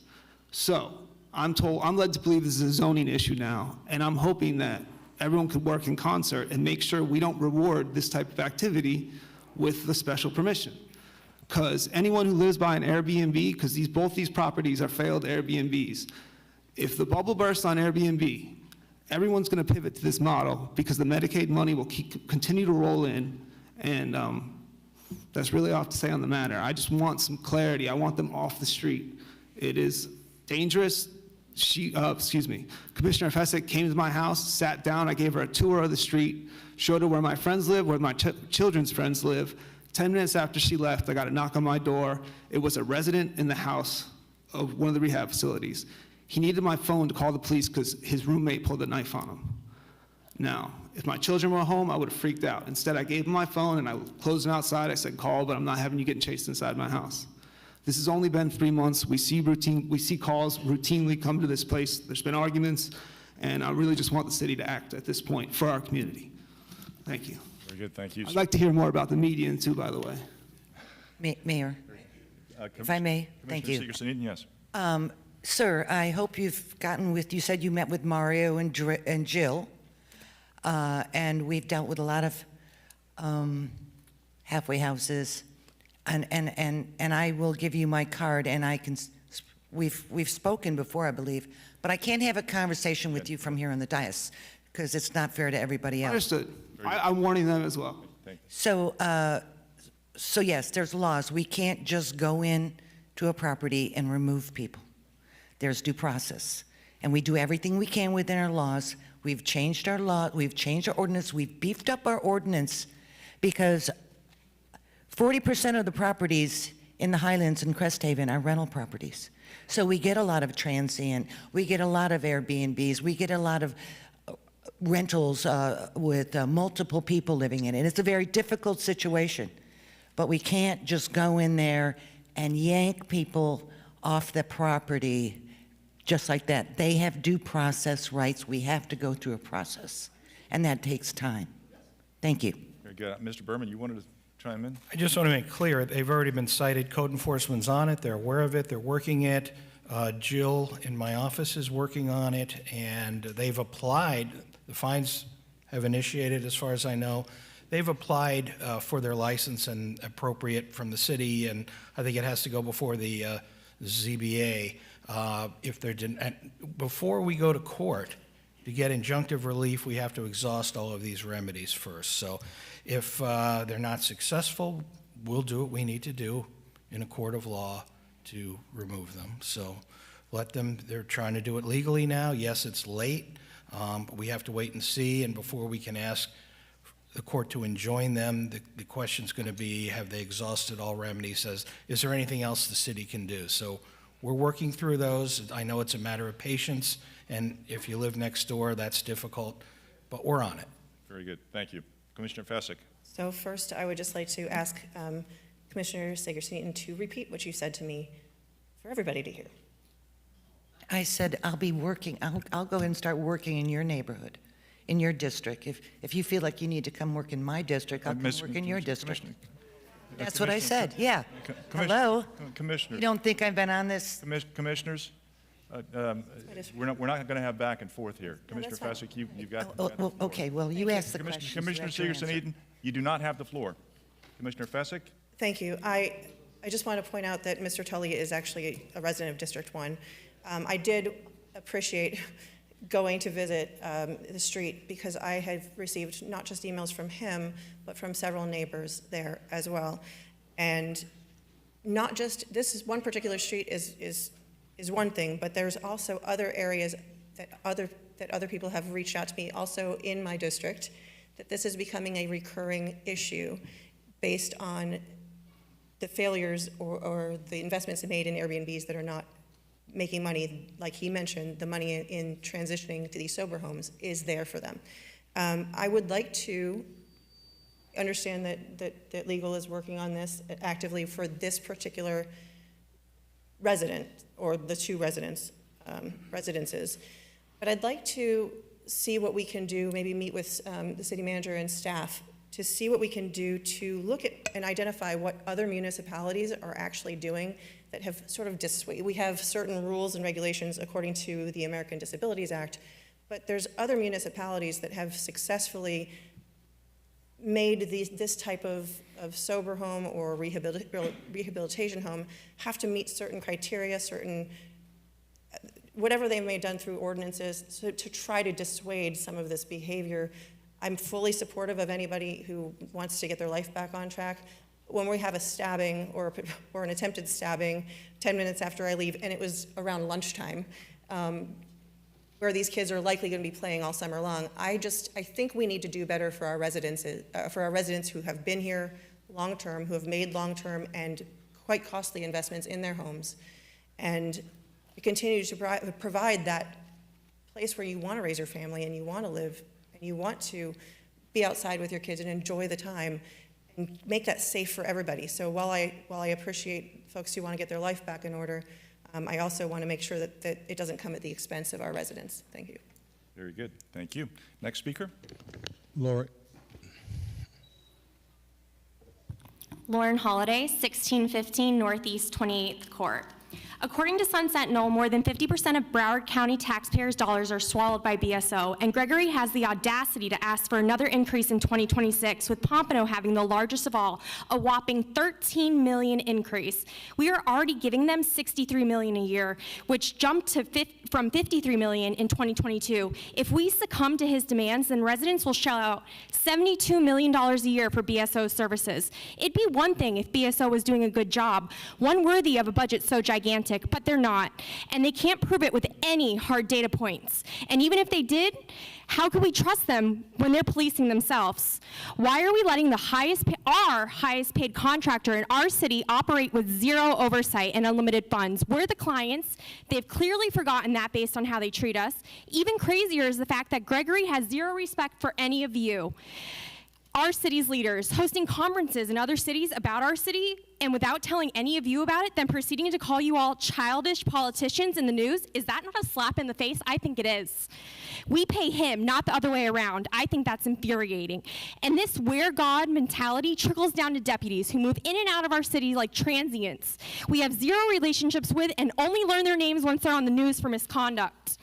I launched a website called BrowardCopWatch.com to gather feedback from residents about their interactions with BSO within the last year. And of the 100 responses I've received, 55% have had a reason to complain about BSO in the last year. Of that percentage, 71% did not file a complaint due to fear of retaliation or that it would be useless. That's terrible and proves that IA should not be run internally by BSO. That's asking for corruption. There's checks and balances in every system for a reason. BSO is purposely losing IA reports for serial offenders, as I've been investigating this for nearly a year now. This affects all taxpayers, not just those who are victims. Here's one example. Deputy Stephen Davis went viral in 2023 after he falsely arrested and punched a woman in her face on her birthday in front of Lucky Fish. People were so irate he had to be relocated to another city because he was receiving death threats. Now he's in Wellington, not reprimanded, just moved to assault the next woman he doesn't like. I requested Davis's number of disability claims from BSO because the Assistant State Attorney and Public Corruptions Unit told me off the record that he was being investigated for false disability claims after hurting himself while assaulting his female victims. Yes, she said he targets women and then blames them. He had filed in one disability 25 times so far when I last checked mid-2024. First of all, it takes regular citizens years to even get a disability decision. Why is it so easy for a cop? And I wonder how residents feel about paying for a corrupt cop not to work after falsely arresting and attacking our women. We need change, and we needed it yesterday. BSO has gotten out of control. How many more budget increases can we stomach before we all go broke? And this increase year over year is a clear trend, and Gregory has no shame in asking for it. Thank you, How ma'am. many more Yukons do they need? Thank you. All right, that takes us to a half hour. The rest of these speakers will have to be heard at the end of the meeting. Thank you. That takes us up to our consent agenda. Can I get a motion approving items 1 and 2? So moved. Second. And second, all in favor say aye. Aye. Opposed? Motion carries unanimous. Thank you. Takes us up to our regular agenda. Item 3 is a resolution. A resolution of the City Commission of the City of Pompano Beach, Florida, approving and authorizing the proper city officials to execute the 2025 amended and restated Transportation System Surtax Interlocal Agreement, Third Amendment, between Broward County and the City of Pompano Beach to further refine the distribution of transportation surtax proceeds to municipalities within Broward County, providing an effective date. So moved. Second. Moved and second for discussion. Good evening, Ms. Sybil. Good evening, Mayor, Vice Mayor, Commissioners. Suzette Sybil, Assistant City Manager. In 2018, Broward County voters approved a penny for transportation surtax, whereby an additional percentage was added to the existing sales tax rate in Broward County. You may recall that. It was placed on the ballot and approved by the voters. So the sales tax rate in Broward County went from 6% to 7%. The objective of doing that was to provide an additional funding stream to help fund transportation improvements throughout Broward County. The surtax program is overseen by Broward County, and through an interlocal agreement among the county and the 31 cities that participate in the program objectives are executed year over year. So as part of that interlocal agreement, 10% of the proceeds received by the county annually, and that additional 1% proceeds is set aside for municipalities. They refer to that as a minimum annual guarantee. And how the process works is, out of that 10%, any city that has a community shuttle program like Pompano Beach, not all the cities have that program, funding is automatically carved out to fund that. So the city's community shuttle program is currently funded by those surtax proceeds. Whatever is left over from that 10%, the 31 cities currently have to submit applications and compete for that funding annually. The problem with that process is, even though we may compete every year or every 2 years, we're not guaranteed any funding, right? It's subject to availability of funding. Number one, your project has to be deemed eligible by the Metropolitan Planning Organization. And again, sometimes, other cities may have projects that body finds to be more appealing, so those get awarded funds and we don't. So the program started in about 2020. It's been an interesting process. It's been a collaboration among the county and all of the cities. And it's been, we've learned a lot of lessons over the years. What you have before you this evening is a third amendment to that global interlocal agreement among the county and all of the participating cities. Just a little background on how we got here. So the Broward County City Managers Association formed a surtax subcommittee, and about 6 of the 7 cities in Broward County that participate in that program took the lead and each appointed an individual. I sat on the subcommittee for Pompano Beach, and it's been meetings and meetings and meetings. A lot of meetings among those 6 to 7 cities. Some cities have come in and out throughout that process. It's been going on for almost 2 years. We basically discussed amendments we wanted to see to improve the program. Then we had to meet with county surtax staff, the county administrator. Then we had to go back to the 31 cities who have members of the BCCMA organization and get consensus, and by majority vote, what you see before you this evening is what came out of all of those meetings, and I can't even begin to count how many they were. The program, we're going to probably continue to have amendments over time because, like I said, it continues to evolve. We continue to look collaboratively with the county for ways to improve how the program is run, creating more efficiencies, creating more definition around certain items in the agreement and how that ultimately is carried out. In this third amendment, there are a number of items that you have before you. I did want to highlight one particular item that hopefully you'll all be excited about this evening. So basically, as I stated before, there's usually a competitive process for this funding. And there was priority in the past placed on major capital improvement projects. And repair and maintenance projects, I'll tell you what I mean by that, kind of felt secondary. If there's money left over in the pot, cities can apply for it, you get approved, you may not. So what we wanted to see is we wanted to actually have fundings carved out for repair and maintenance. So there's a 60% carve out now out of that 10% minimum that all of the cities can participate in and apply for. But not only that, there is now a formula allocation based on center lane miles or roadway miles in each city. So Pompano, basically what they did is they looked at our road miles and they calculated as a percentage of all the road miles of all the cities participating, and it was determined that we're entitled to about $2 million for fiscal year 26 for repair and maintenance. That means we can use that funding for resurfacing of roads, yay, or repaving, however you want to frame that, sidewalk improvements. Cities can choose to use it for on-demand transit services as well, like the circuit, which we had. Like I stated before, we're already funded, but our community shuttle service, the free service we have now, is already funded. Our circuit is not funded with surtax. We found grants, as you know, to fund that. But other cities want to start that type of on-demand service, and now they have the opportunity to utilize funding for that if they so choose, as opposed to R&M. R&M, it's hard to find funding for that. Typically, when we apply for grants, whether it's federal or state, there may be, and it's competitive again, but you have most likely you'll find money for big capital projects. R&M, there's not a lot of grant funding out there to fund this. So again, I'm really excited. I think we'll have many amendments to go. We'll continue to improve the program among all the municipalities in collaboration with the county. I do want to thank Gretchen Cassini, who's the surtax coordinator for Broward County. She's worked with all the cities, which hasn't been easy, I'm sure. And then I certainly want to thank Monica Shapiro and the other county staff and attorneys that worked to bring this to fruition. So I highly recommend approval, and I'd be happy to answer any questions you may have at this time. Very good. Thank you for that. Also want to point out County Commissioner Lamar Fisher. He was he was almost leading the charge. Absolutely, I would be on yes. this. So push this to the finish line, absolutely. Oh, in fact, there he is, County Commissioner. Welcome, I'm in trouble County for not Commissioner mentioning Fisher. Would you care to say a few words, sir, please? Former Mayor and current County Commissioner Lamar Fisher. No, I know. Good evening, Mayor, Vice Mayor, Commissioners. It's such an honor to be here tonight. Lamar Fisher, Broward County Commissioner. I came specifically for this particular item to make sure that you understood it properly. A lot of hard work has gone into this.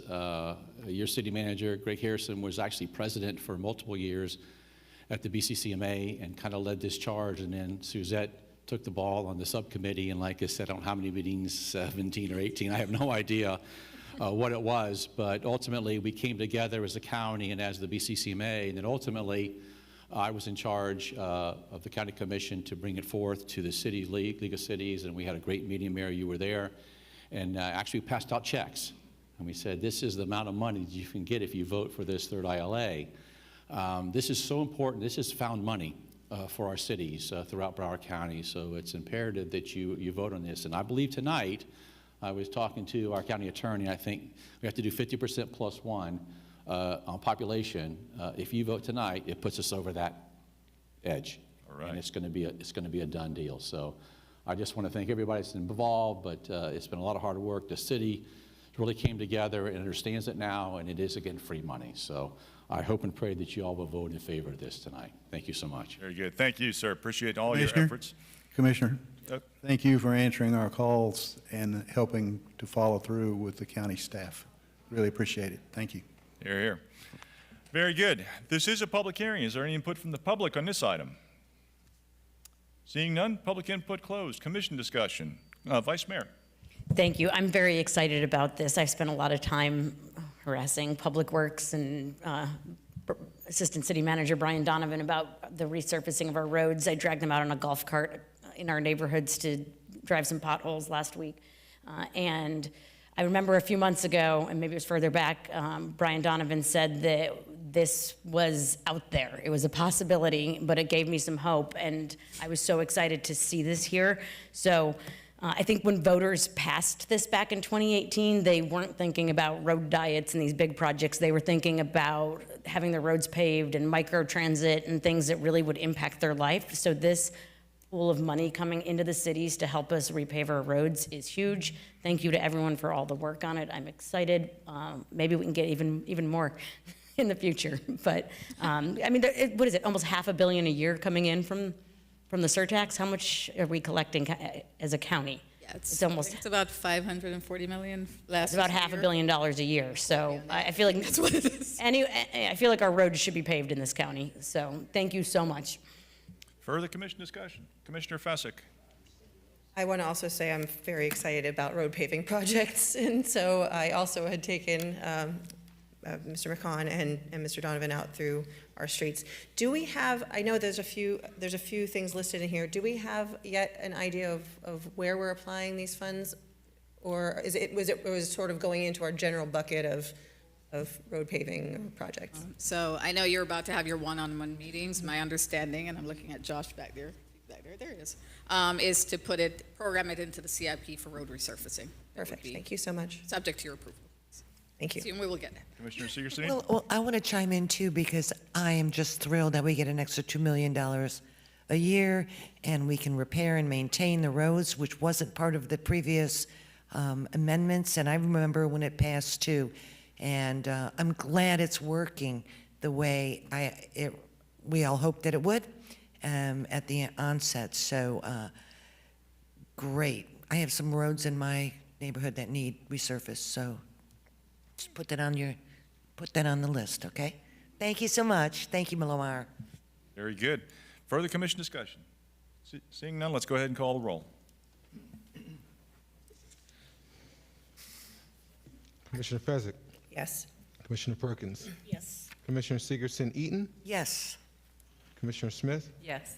Vice Mayor Fournier. Yes. Mayor Harton. Yes. Item 4 is the second reading of an ordinance. An ordinance of the City Commission of the City of Pompano Beach, Florida, approving and authorizing the proper city officials to execute an agreement between the City of Pompano Beach and Central Square Technologies, LLC, for support and maintenance services of the city's Naviline ERP Enterprise Resource Planning System, providing for severability, providing an effective date.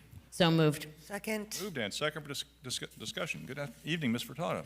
Good evening, Mayor, Vice Mayor, Commissioners. Allison Furtado, Finance Director. There has been no change since our first reading on this agenda item. Thank you. Very good. Thank you. This is a public hearing. Is there any input from the public on this item? Seeing none, public input closed. Commission discussion. Questions? Commissioner Fessick. Thank you. I just had one question for you. Mr. Harrison cleared up my first one, which was which departments currently use it, and he said all of them when I met with him yesterday.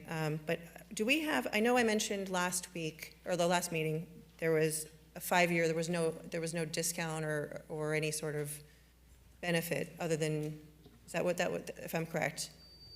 When you said discount, in reference to how many users or? Right, or 5-year total for the numbers here using the program. I'm not quite sure if there's any discount, but in reference to any other software, we're getting a very good deal because we're paying under $240 every year for this system. Okay, thank you. In reference to the other systems that are out there. Okay, and then is there, if we, in the future at some point, if we decide we want to look into other programs, is there the ability to, is there a termination clause in this 5-year? After 5 years, yes. So not during the 5 I years? have to go and look back on the contract. We haven't created a contract, we just, okay. I'd have to go back and look. Perfect, thank you. Okay. Very good. Further commission discussion? Seeing none, let's go ahead and call the roll. Commissioner Fezzik? Yes. Commissioner Perkins? Yes. Commissioner Segerson-Eaton? Yes. Commissioner Smith? Yes. Vice Mayor Fournier? Yes. Mayor Harden? Yes, item 5 is a resolution. Resolution of the City Commission of the City of Pompano Beach, Florida, appointing blank to the Planning and Zoning Board, local planning agency, the City of Pompano Beach as alternate 1 for a term of 3 years, said term to expire June 12th, 2028, providing an effective date. So moved. Second. Moved and second for discussion. I'll go ahead and nominate David Mingus, alternate 1, District 1. Any further nominations for this item? Hearing none, nominations closed. All in favor say aye. Aye. Opposed? Motion carries unanimous. Item 6 is a resolution. Resolution of the City Commission of the City of Pompano Beach, Florida, appointing blank to the Planning and Zoning Board, local planning agency, the City of Pompano Beach as alternate 2 for a term of 3 years, said term to expire on June 12th, 2028, providing an effective date. So moved. Second. Moved and second for discussion. I'll go ahead and nominate Mary Ann Edge, alternate 2, District 3. Any further nominations for this item? Hearing none, nominations closed. All in favor say aye. Aye. Opposed?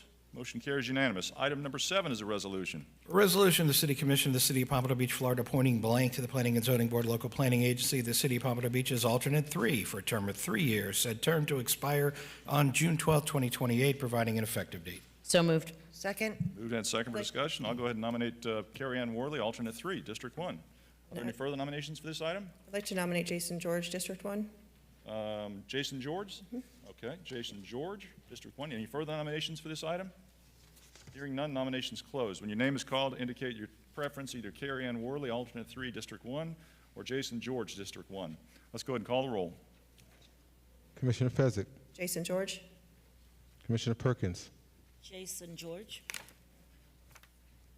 Commissioner Segerson-Eaton? Carrie Ann Worley. Commissioner Smith? Carrie Ann Worley. Vice Mayor Fournier? Jason George. Mayor Harden? Carrie Ann Worley. Very good. Item number 8 is a resolution.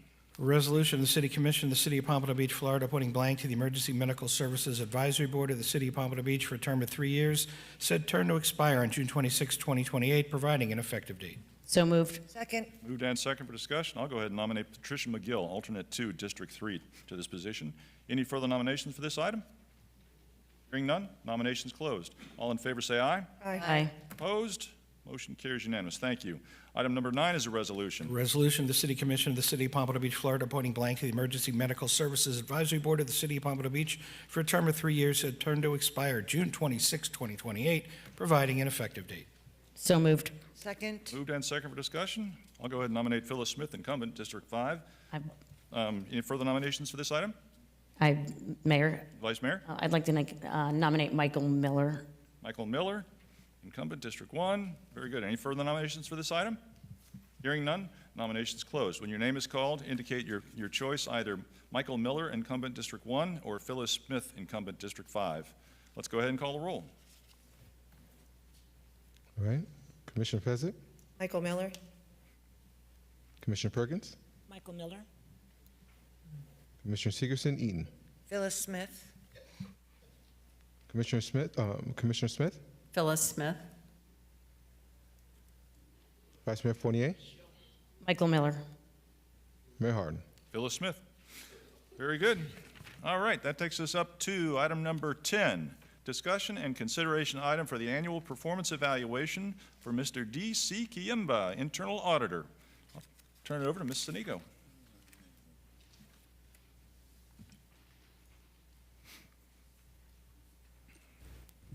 Hello, Lisa Sonego, Human Resources Director.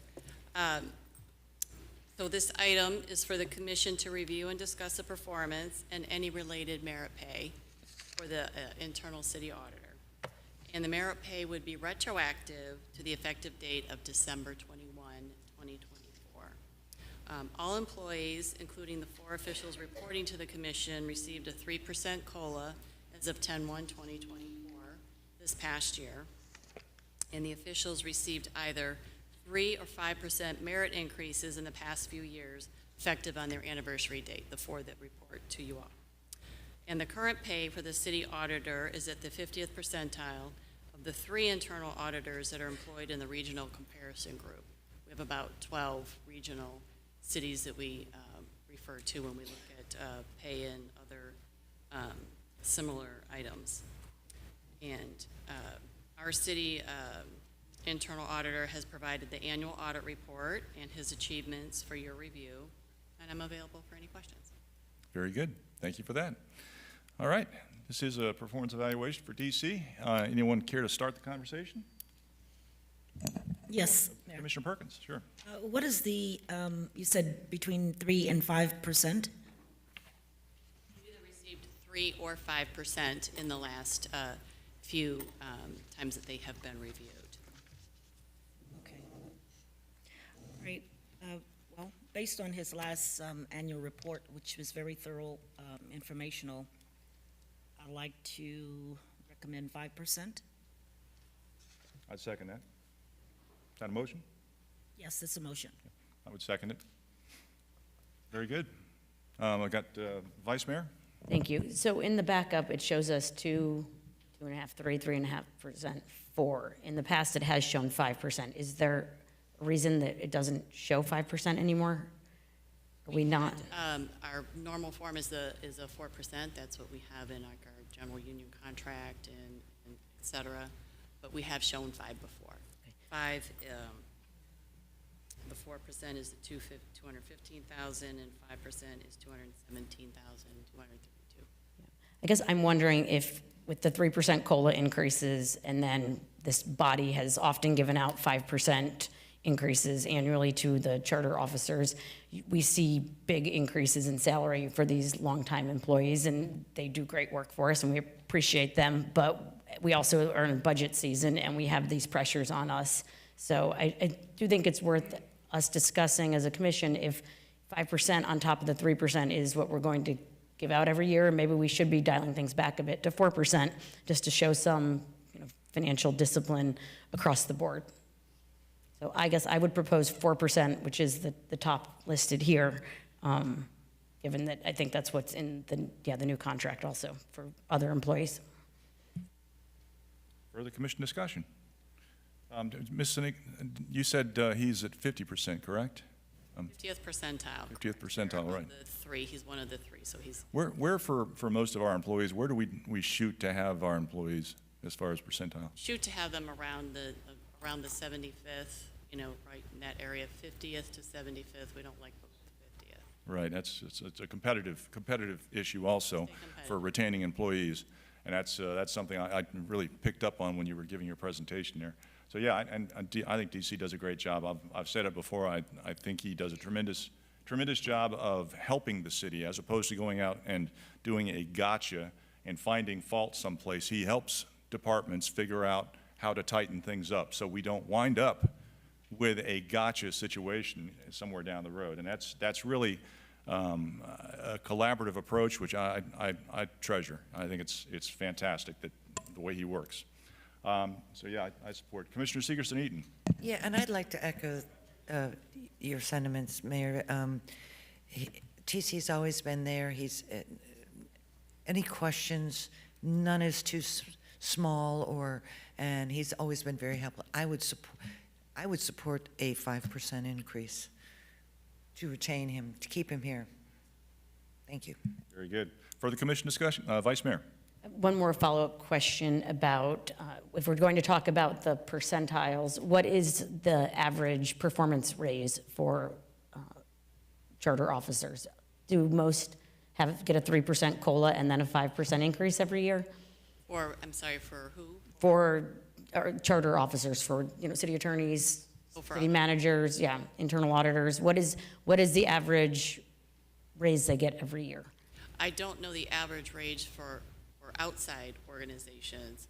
Here we have been doing between the 3 and 5. It has been more 5. There's been a few 3s in the last few years with your 4 positions. Okay. But you don't know what other cities are doing, what their contracts are, if they get a 3% COLA and then accumulate on top of that? No, I do not know. I do know their current rates. Right. So I think it's hard to compare current rates because you could be comparing that to someone who had been in a city for 30 years, So it's just, some of that's, yeah, yes, Mr. Berman. And there's a compounding effect of these raises every year. So I think it would actually be helpful to know what the annual percent increases are. I think that's more informative, actually. But thank you. Very good. Further commission discussion? Seeing none, let's go ahead and call the roll. Commissioner Pheasant. Yes. Commissioner Perkins. Yes. Commissioner Sigerson-Eaton. Yes. Commissioner Smith. Yes. Vice Mayor Fournier. Yes. Harden. Yes, very good. Thank you. That takes us up to additional audience to be heard. Mr. Alfred, I'll turn it Yes. back over to you. Okay.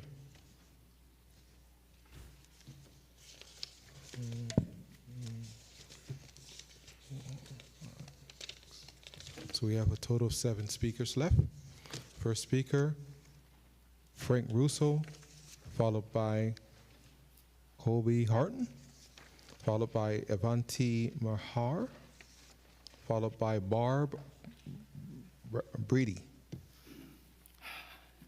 Hello, Frank Russo, 2293 Southeast 8th Street, 44-year resident of Pompano Beach, and want to congratulate Mark Berman on helping patrol and keep Lake Santa Barbara safe, putting new ordinances in, and I understand now that there's a state-passed law by the Senate and the House of Florida where we can actually control the lake and not have squatters there for 2, 4, 5 years, sailboats derelict.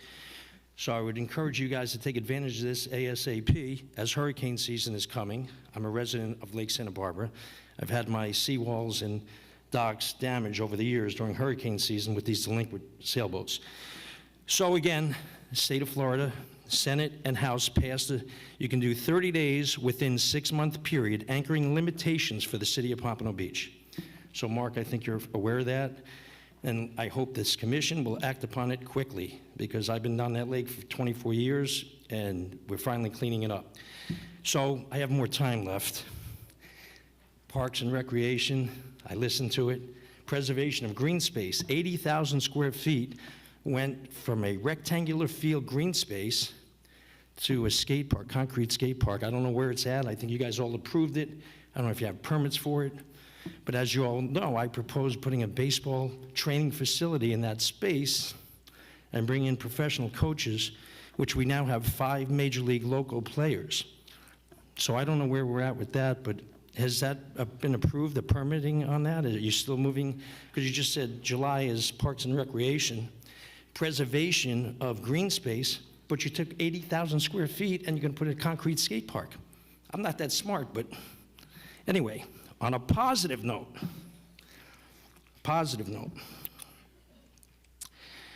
so we have baseball players. I've taken teams to Cooperstown. You guys have helped fund it. Like I said, we have 5 major league players. We have a local Pompano prospect, which I think your son played baseball with, who is down to the final 40 in America to represent USA Baseball. He's got to make it to 20.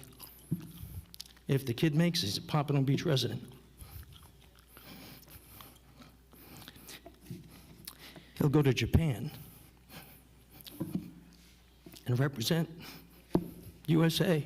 Wow. Frankie Russo. Fantastic. Congratulations. Yep. Congratulations. Fine young man. Next speaker.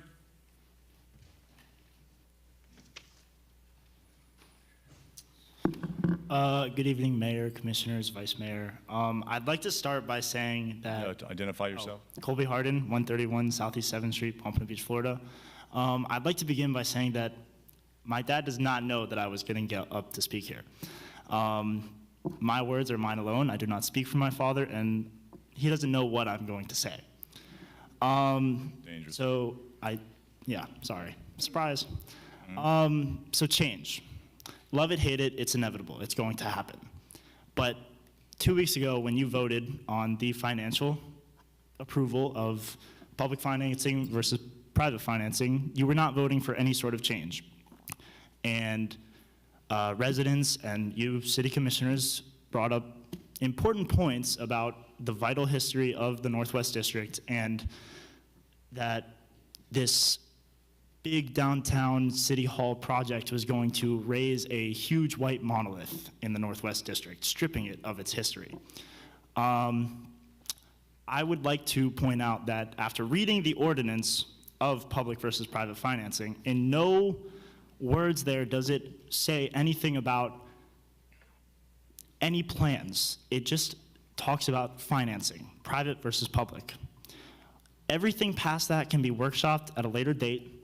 You can have public input whenever you want, but at this point in time, it is just about the financing, saving $100 million or not. To me, that seems like a common sense vote. I don't know how it's gone 4 months where you have not decided to take this public financing. I don't even know if you can still do this because it was brought up earlier, but I urge you to please make a motion to review and reconsider this decision to save. I don't even pay taxes. I should not be worried about this, but everybody back here is worried about it. Just save $100 million for these taxpayers, please.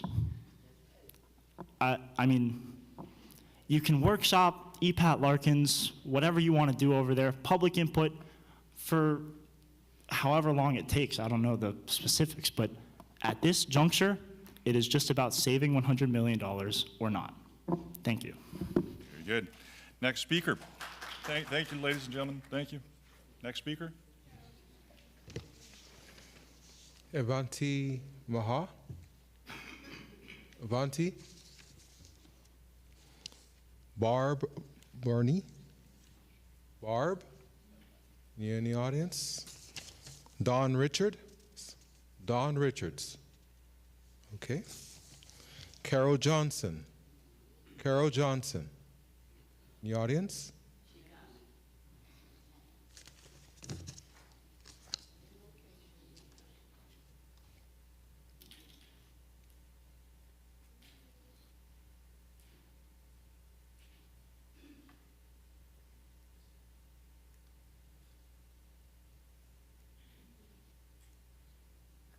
Just name and address for the record.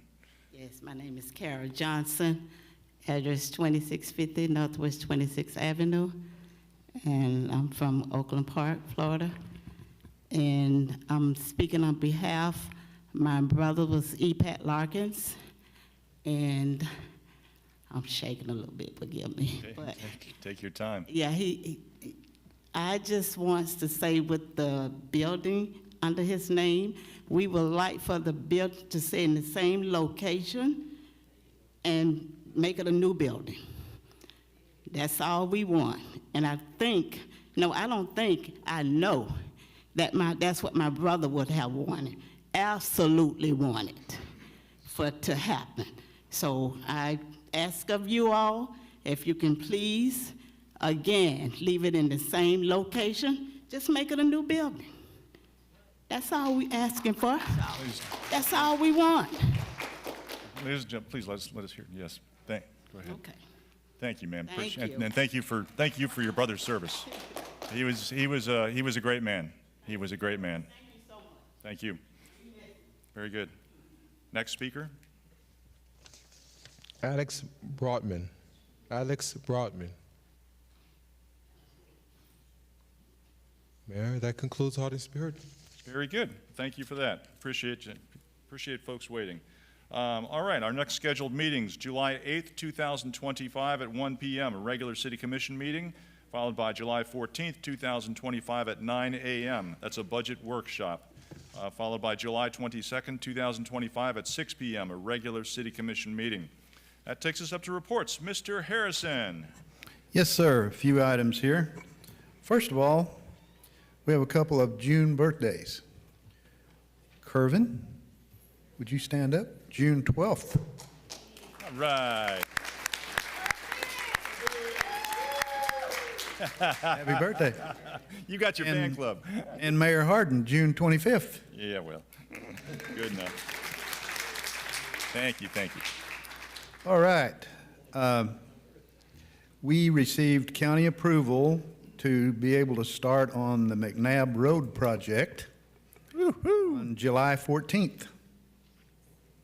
And next week, you'll see some activity down on South Dixie on the median.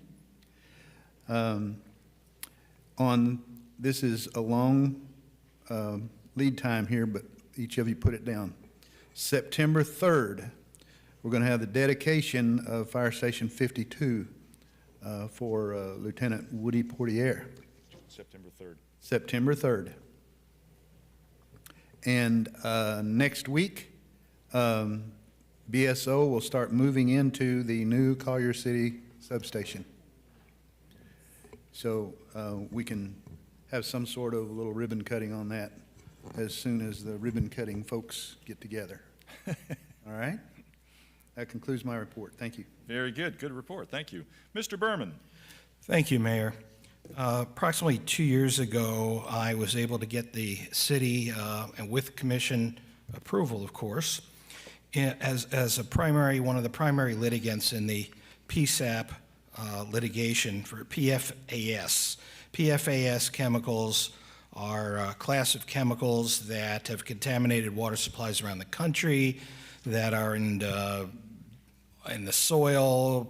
It's from manufacturing various fire retardant equipment, et cetera.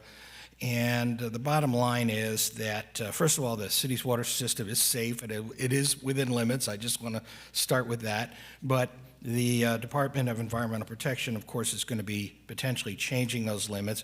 But the goal is to get PSAFs out of our water system completely. This is going to take millions of dollars. It's going to take a lot of money because these are what are known as forever chemicals. They're difficult to dispose of. They're difficult to get rid of. I'm not trying to take Nate's job, but we had to look to the future to install new equipment, new facilities to protect the city's water system and our residents' drinking water. In that regard, we got our first check this past week toward that, and that is the 3M, part of the 3M settlement. It's the first installment for $3,150,764.88. Nice. That is roughly only 20% of what we will receive in total from the 3M settlement.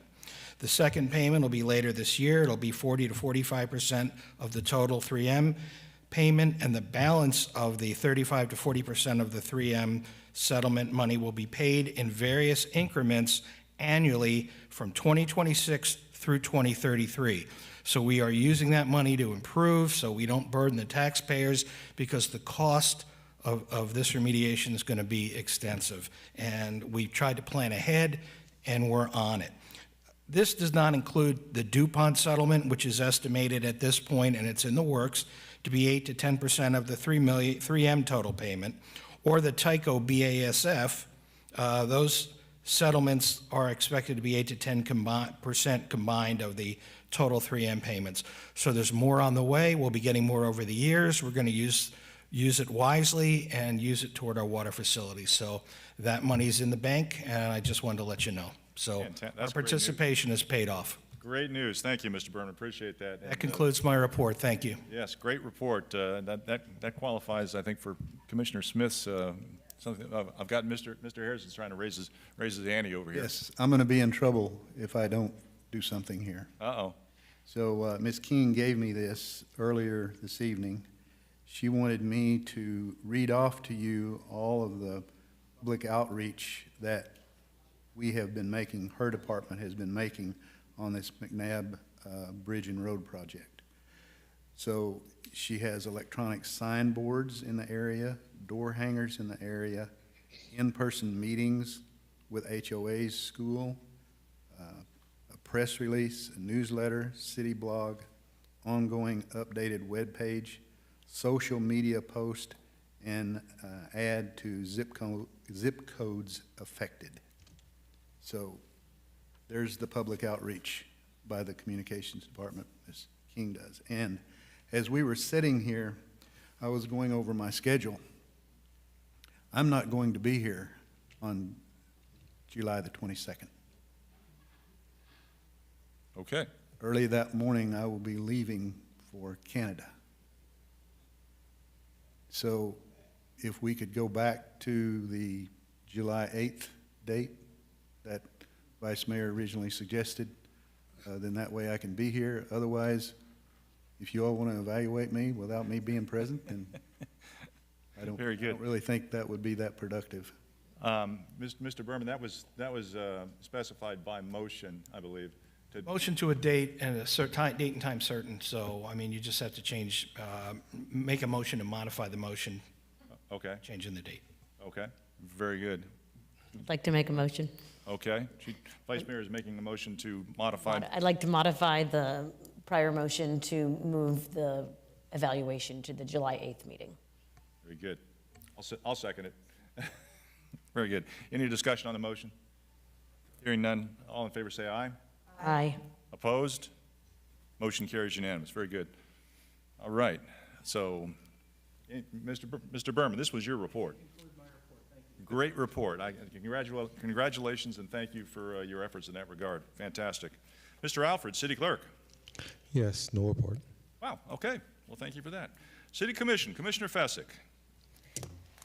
First, I wanted to start off and say thank you to everybody who showed up on this past Saturday. We did an Adopt-A-Dune, planted some dunes on Northeast 5th Street and A1A. And so in partnership with Fairchild Gardens and, of course, Adopt-A-Dune.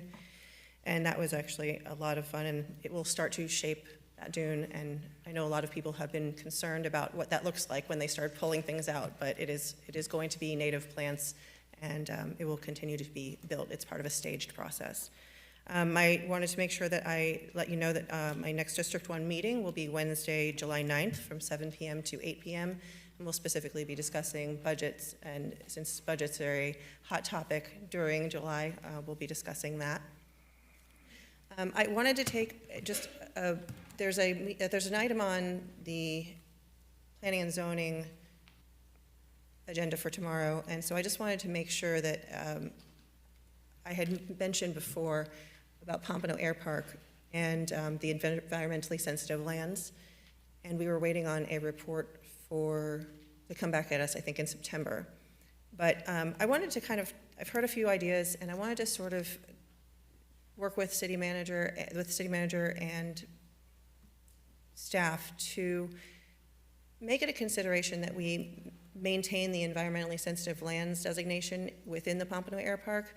I heard Commissioner Smith mention that she mentioned at one of our budget meetings potentially moving Sand and Spurs out to Palmer. But under our current agreement with the FAA, as long as we maintain those environmentally sensitive lands, we don't get charged for that land, and it is not lumped into being able to be used.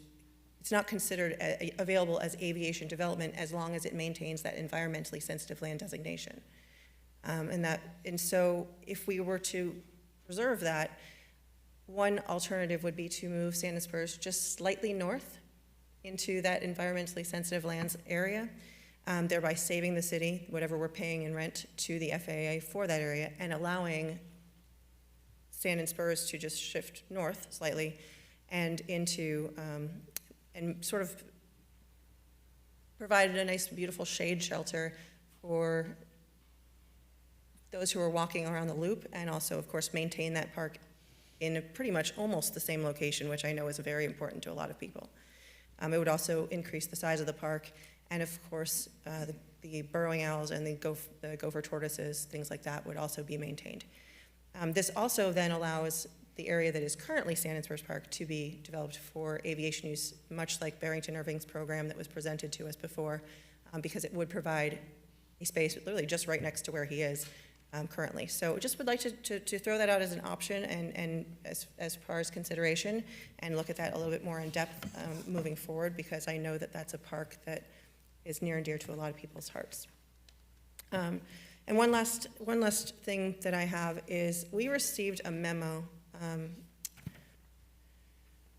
June 12th, I think, so about the FEC roadway improvements update. And I think we're going to have to discuss this a little bit more in detail because there's a lot here, and I don't want to just put it into reports if we don't have to. But for those of you who will probably be very interested to know, we're still discussing this. There's still in negotiations as per the memo.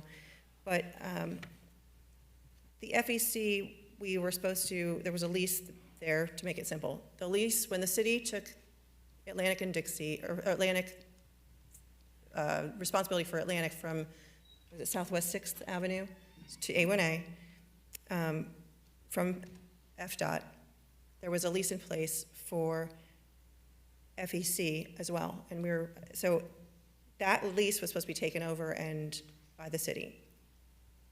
The lease ended and expired January 24th, 2020. So in the memo, it says that it was unbeknownst to the city, so I went back, and it actually states it pretty clearly in that documentation from 2016.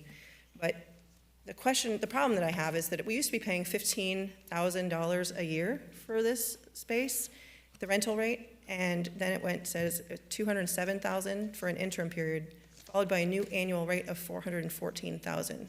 So that's a $399,000 jump, and we still don't have a resolution. So I would like to see what we can do to provide regular updates on where we're moving with this, because I think that this is a large amount of money.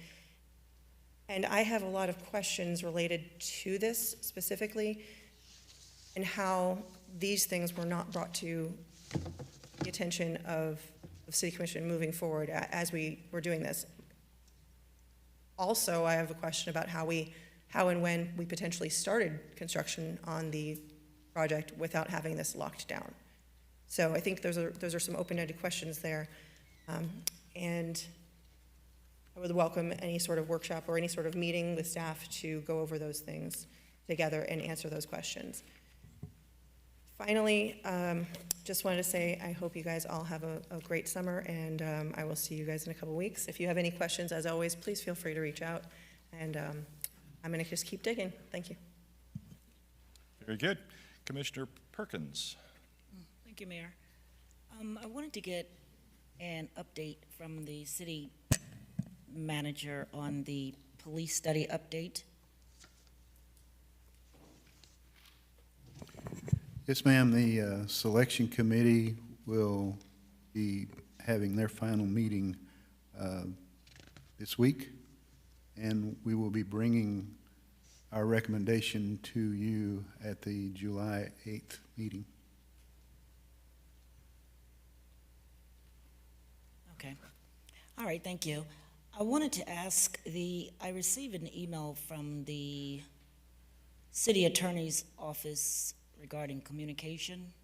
Did all the commissioners receive that letter, or just me?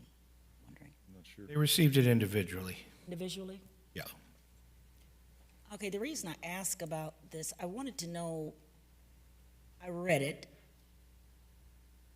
but I really want to know your purpose behind it. It says, subject, June 10, 2025, commission vote, downtown financing. What is the purpose of this letter to each of us? Because when I read it, I probably didn't mean for it to sound as though it was a threat, but I think everybody that's sitting up here on the dais realized that when we vote or when we work in our community, it's for the best interest of the people. And reading this letter, it's not saying that coming from you. So can you better explain to us the purpose in what you are saying in this letter that was sent to us regarding the downtown financing? Well, I'm happy to discuss the letter with you. You note that it's marked confidential legal advice, and which is why I'd prefer to discuss it with you privately, but if you'd like, I'm happy to discuss it publicly, if that's what you prefer. The memo was generated by me because I wanted all commissioners to be aware of what their responsibilities are with regard, legal responsibilities, to financial matters and matters of these involved decisions, such as the financing matter, so that you're fully aware of your responsibilities, because we haven't had that discussion. I've discussed it with one or two commissioners who have come to me, but not with everybody. And there's no threat in there. It's just an indication of and I was very clear to make that 100% clear, that these are possibilities. You need to be aware of this. You may, if you're comfortable with your decision, keep your decision. If you're not, if you want to make a change, there's an opportunity to do that. There are some risks involved in something like this, and I didn't want any complaints, charges, or any other actions taken against any of my commissioners without me giving them the advice that I feel they should have and be aware of. That's why it was done privately and individually. Excuse me, Mr. Berman.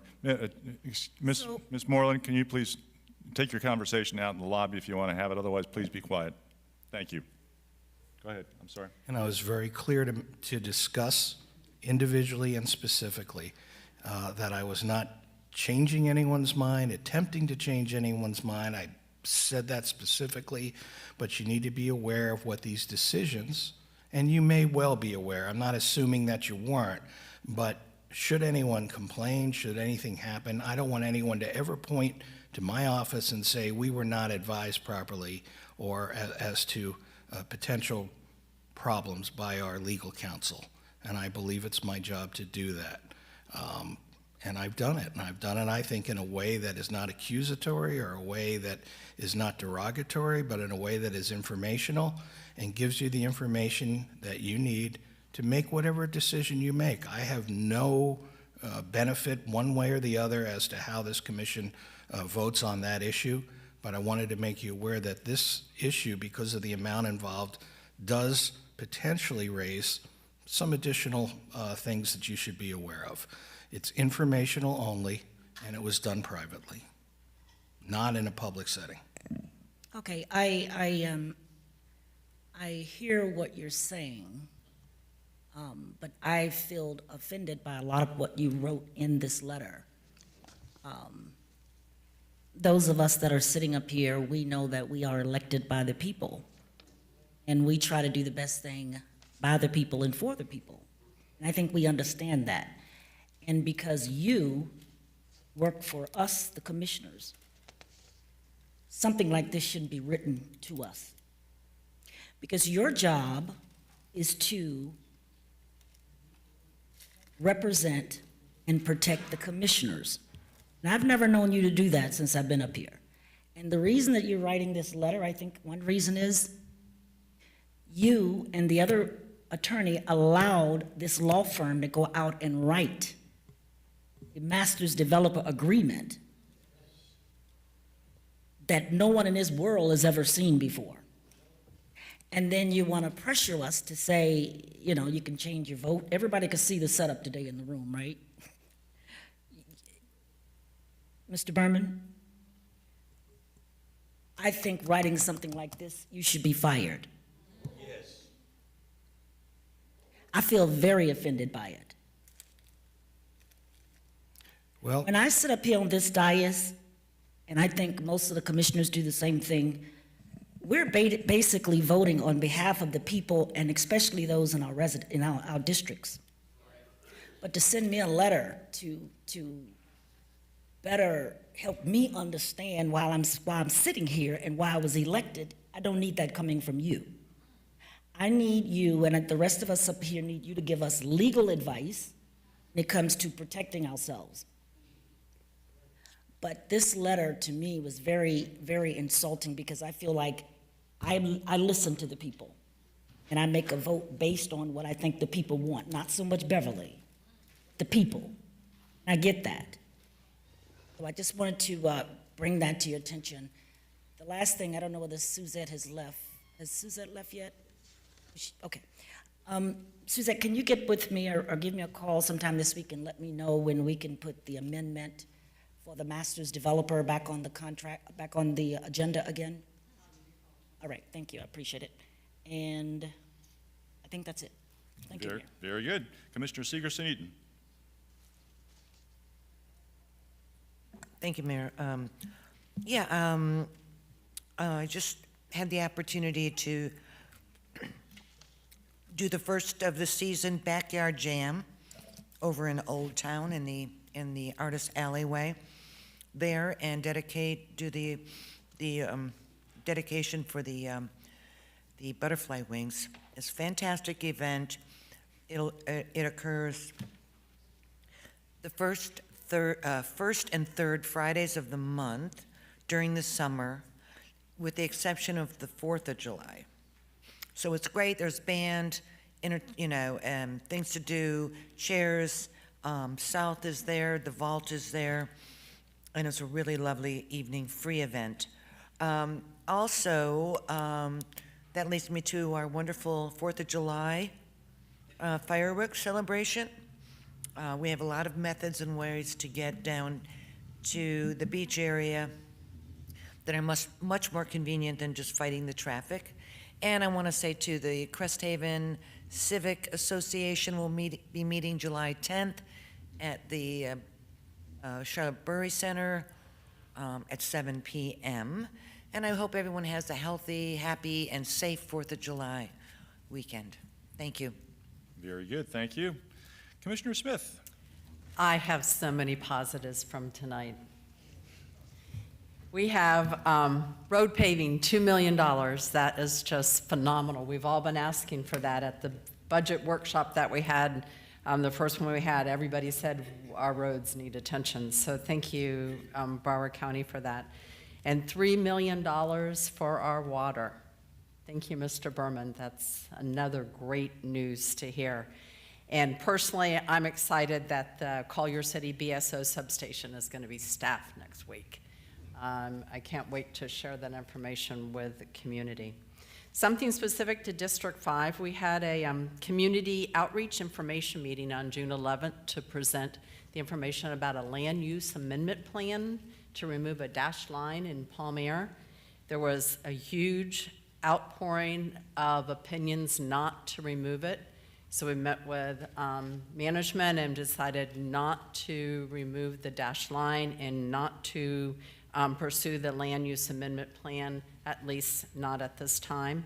And that also pulls out of the discussion as we're pulling away from the Oaks project, which is on the agenda for tomorrow night's planning and zoning, but it will be pulled at the meeting by the attorney. So we're going to be waiting until the lawsuit is settled with the Save Palm-Air lawsuit.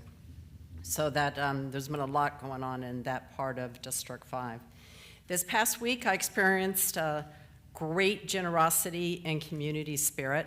Vice Mayor and I attended the Rotary Club in Pompano Beach, where they honored, I don't know how many there were a lot of nonprofits, and they distributed $40,000 to the nonprofits. So thank you, Pompano Beach Rotary Club.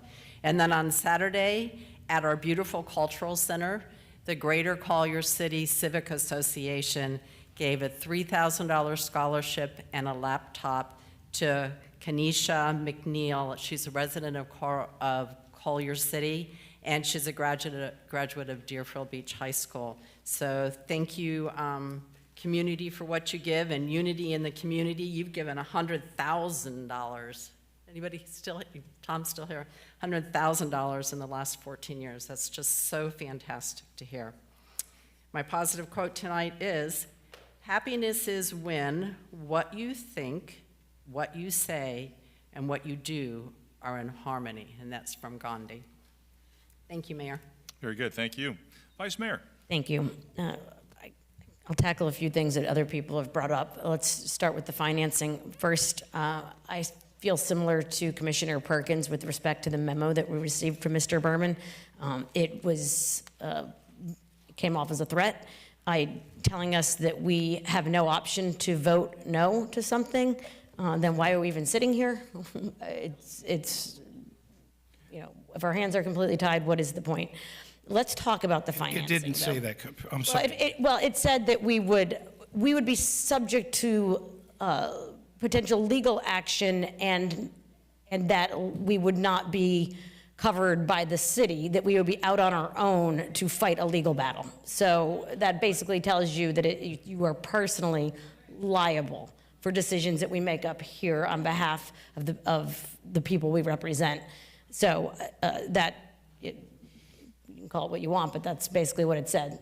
So let's talk about the financing. So this project has to pay for itself, right? So that's the whole point of this. We're going to generate all of this future revenue by selling off land that's going to pay all this debt we're going to take on. So let's say that you wanted to do something similar in your own life, right? Like you wanted to maybe buy a rental property.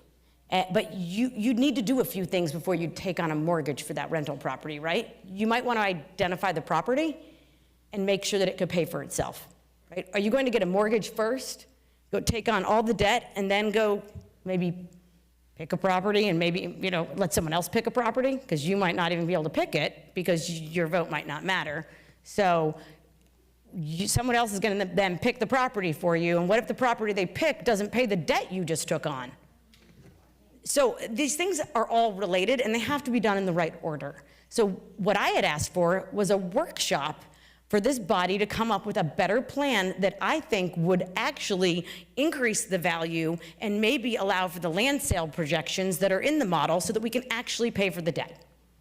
I don't think that's illogical. I don't think anyone would fight that. It's not about 5% or 8%. It's about whether this plan is even viable to support that. And asking us to take on a mortgage for some property that someone else is going to decide what it looks like is irresponsible on our part. So I am going to, again, make a motion for a workshop of this body, to ask the city manager to ask the developer to host a workshop for this body to talk about what a real civic campus could look like, so that when we do this generational project, we get it right. So I'm making a motion to ask the city manager to do a workshop on the civic plan. Second. Okay, a motion's been made by Vice Mayor, been seconded by Commissioner Perkins or Commissioner Fessick. Okay. Discussion on the motion to hold a workshop on the Civic buildings, the civic plan. civic building plan. The civic building plan? Civic building The city plan. hall, the parking garage, the EPAT Larkins, the civic complex, everything, so that we can provide input on what we'd like to see there. Civic buildings. Okay. Any discussion on the motion? My feeling is we have been there, we've done that. Thank you.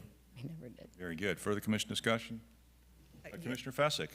I would fully support this because I think that was what was missing. When we were sitting here 2 weeks ago, and through many of the meetings we had before that did not discuss the details in a forum that was welcome or open to change, but merely shared as a presentation, the overwhelming majority of the folks who came up to that podium or raised their voices in any meeting asked to be included, asked for things to change, asked to have a seat at the table, asked to be involved, all of which had not happened and still has not happened up to this point. So I feel very strongly that a workshop would be a great idea. I agree that we have to do this right. We are under obligations. I would also say that I had to take a breath when I caught the memo, and this morning as well. So I would fully support this. I think we need to do this, and we need to do this in the right manner that's right for all residents and that is responsible fiscally, because like I mentioned before, the numbers just were not adding up the right way. And so I feel very strongly that we need to fix this and get it right the first time. Thank you. Further commission discussion on the motion? Seeing none, let's call the roll. Commissioner Fezzik? Yes. Commissioner Segerson-Eaton? I'm sorry, Commissioner Perkins? Yes. Commissioner Segerson-Eaton? No. Commissioner Smith? Yes. Ms. Smith Fournier? Yes. Mayor Harden? No. Very good. You have the floor. Thank you. I think that will be very productive and allow us to actually have a discussion and a dialogue about what we want to see and hopefully come up with a plan, this rental property we're going to buy, that's going to drive value to all the adjacent parcels so we can actually pay the debt that we're going to take on. I want to talk about planning and zoning. So there is an item on the Planning and Zoning Board agenda tomorrow night. It's Atlantic One. It's an apartment development in my district. They are coming back with a different plan. It adds additional parking. The development was certainly underparked before, but it really underscores the issue we have here in our city, which is our Planning and Zoning Board is probably the most, I mean, it's certainly the second most powerful board in the city, if not at times the most powerful board in this city, because they are the final decision makers on site plans, major, minor, any of those that goes only to planning and zoning. They don't come to the city commission. So we often are held responsible for an apartment complex that is built that people don't like, but we never get a vote on it. It ends at planning and zoning.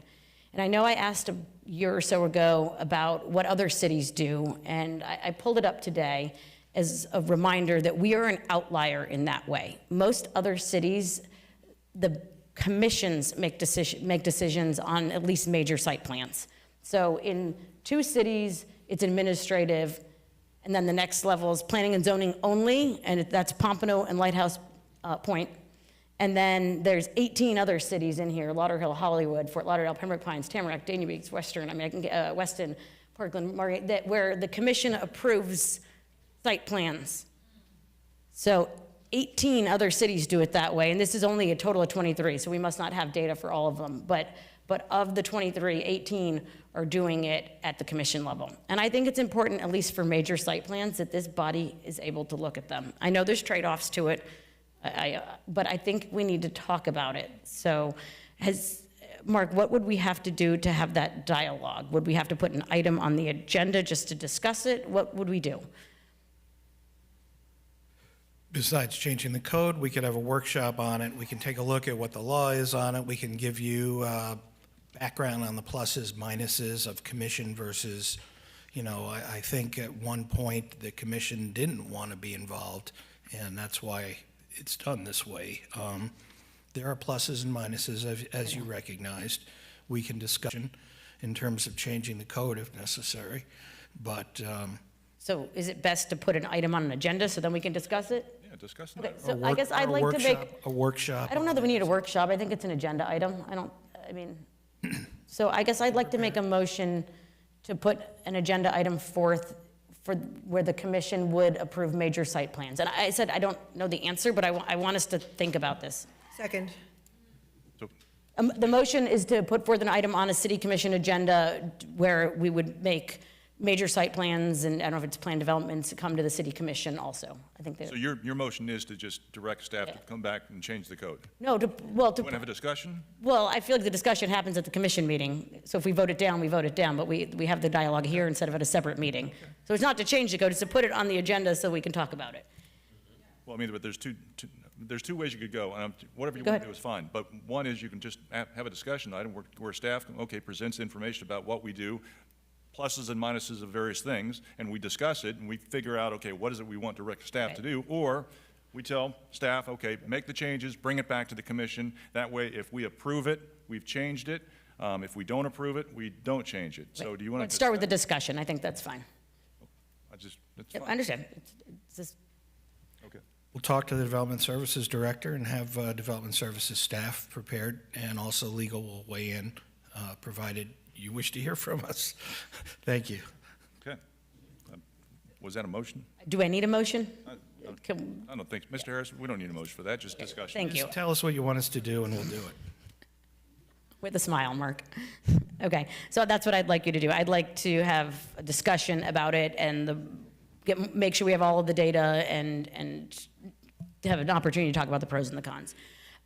With respect to the FEC memo that I had asked for, I was also very surprised to read some of what was in there, and in particular, it became clear in that memo that we don't actually have the approvals that were needed to start the work at Atlantic and Dixie. It says the permits, there's no permits. They were never issued, and that is counter to what we were told up here. I actually think at one point the mayor asked the city manager, we wouldn't start this without approvals, right?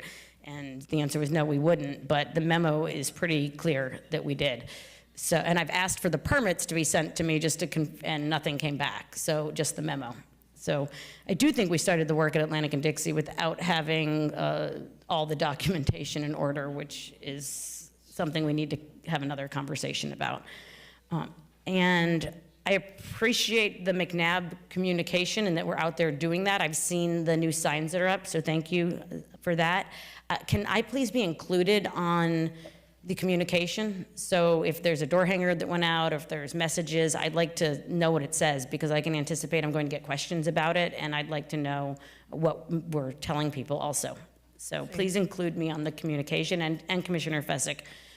It's one of those things where I don't know why communicating with us is so difficult, but we'd like to just CC us on it so we know what's going on and what's going out to the residents. And the only other thing I have is, actually two other things. So because of planning and zoning tomorrow, my monthly community meeting is canceled because they conflict. I'm excited I mentioned at the last meeting, but to announce that I've partnered with our state senator to bring a mobile DMV to Pompano Beach on July 16th for 4 hours. So we have 50 appointments. They are limited. You have to have an appointment. I've sent out a link. It's probably on the city website, but from 10 to 2 at Emmylou Olson, we will have DMV services. I know it has been a big struggle for people. So I'm happy we're able to at least provide some temporary relief. And with that, I will just say happy 4th of July to everyone. Thank you. Very good, thank you. I just got a couple of items here. Well, first off, a question. Mr. Harrison, on the FEC railway work that we've been talking about here that we can't complete, we weren't going to complete that ourselves, correct? I mean, it's an FEC crew that we have to pay for. Is that correct? Right. So Can't touch it. What, we can't touch it, and they've got their own crews that do all the work. Yes. And we were under the impression, though, that we had a deal, correct?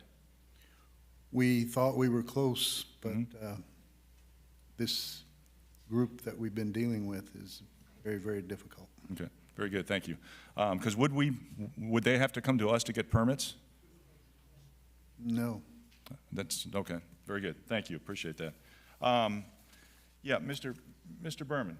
Yes, sir. On the fabled letter that there's been discussion about, thank you. Thank you.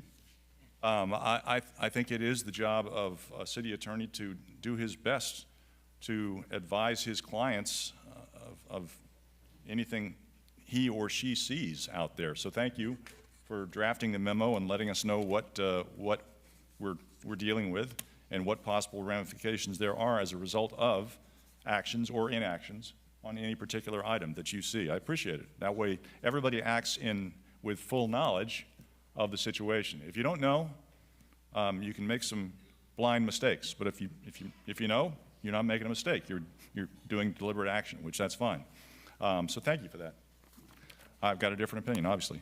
Also, there was mention there was mention at one meeting, I don't know, about RMA and the hours that they work, and that they potentially don't work any hours or could not work any hours based upon their contract. And a fixed fee contract, I'm sure Mr. Harrison is not going to enter into a fixed fee contract where he has a consultant sitting around doing nothing. That's number one. Number two, for the city, RMA provided 1,597 hours from June 2023 to May 2024, and they provided 1,388 hours from June 2024 to May 2025. And that's for the city. For the CRA, they've got an outline also. For the CRA, RMA provided 1,451 hours from 2023 to 2024, and 1,998 hours from 2024 to 2025. So they're not sitting out there just collecting their fee and doing nothing for the city. But like I said, my first inclination is that Mr. Harrison isn't going to have a consultant just sitting around doing nothing anyway. But I just wanted to put that out there. With that, happy 4th of July. Have a safe one. We've got a lot of good stuff going on at the beach area. If you want to go there, great, but otherwise, please stay safe. It's, you know, folks, seriously, talk to your friends, talk to your neighbors, talk to your relatives. It happens almost every year where somebody, oftentimes it's a kid, they wind up with a blown off finger, a blown off hand, because they play with fireworks that they shouldn't be playing with. So please, be safe out there, enjoy yourself, have a wonderful holiday. This meeting is adjourned.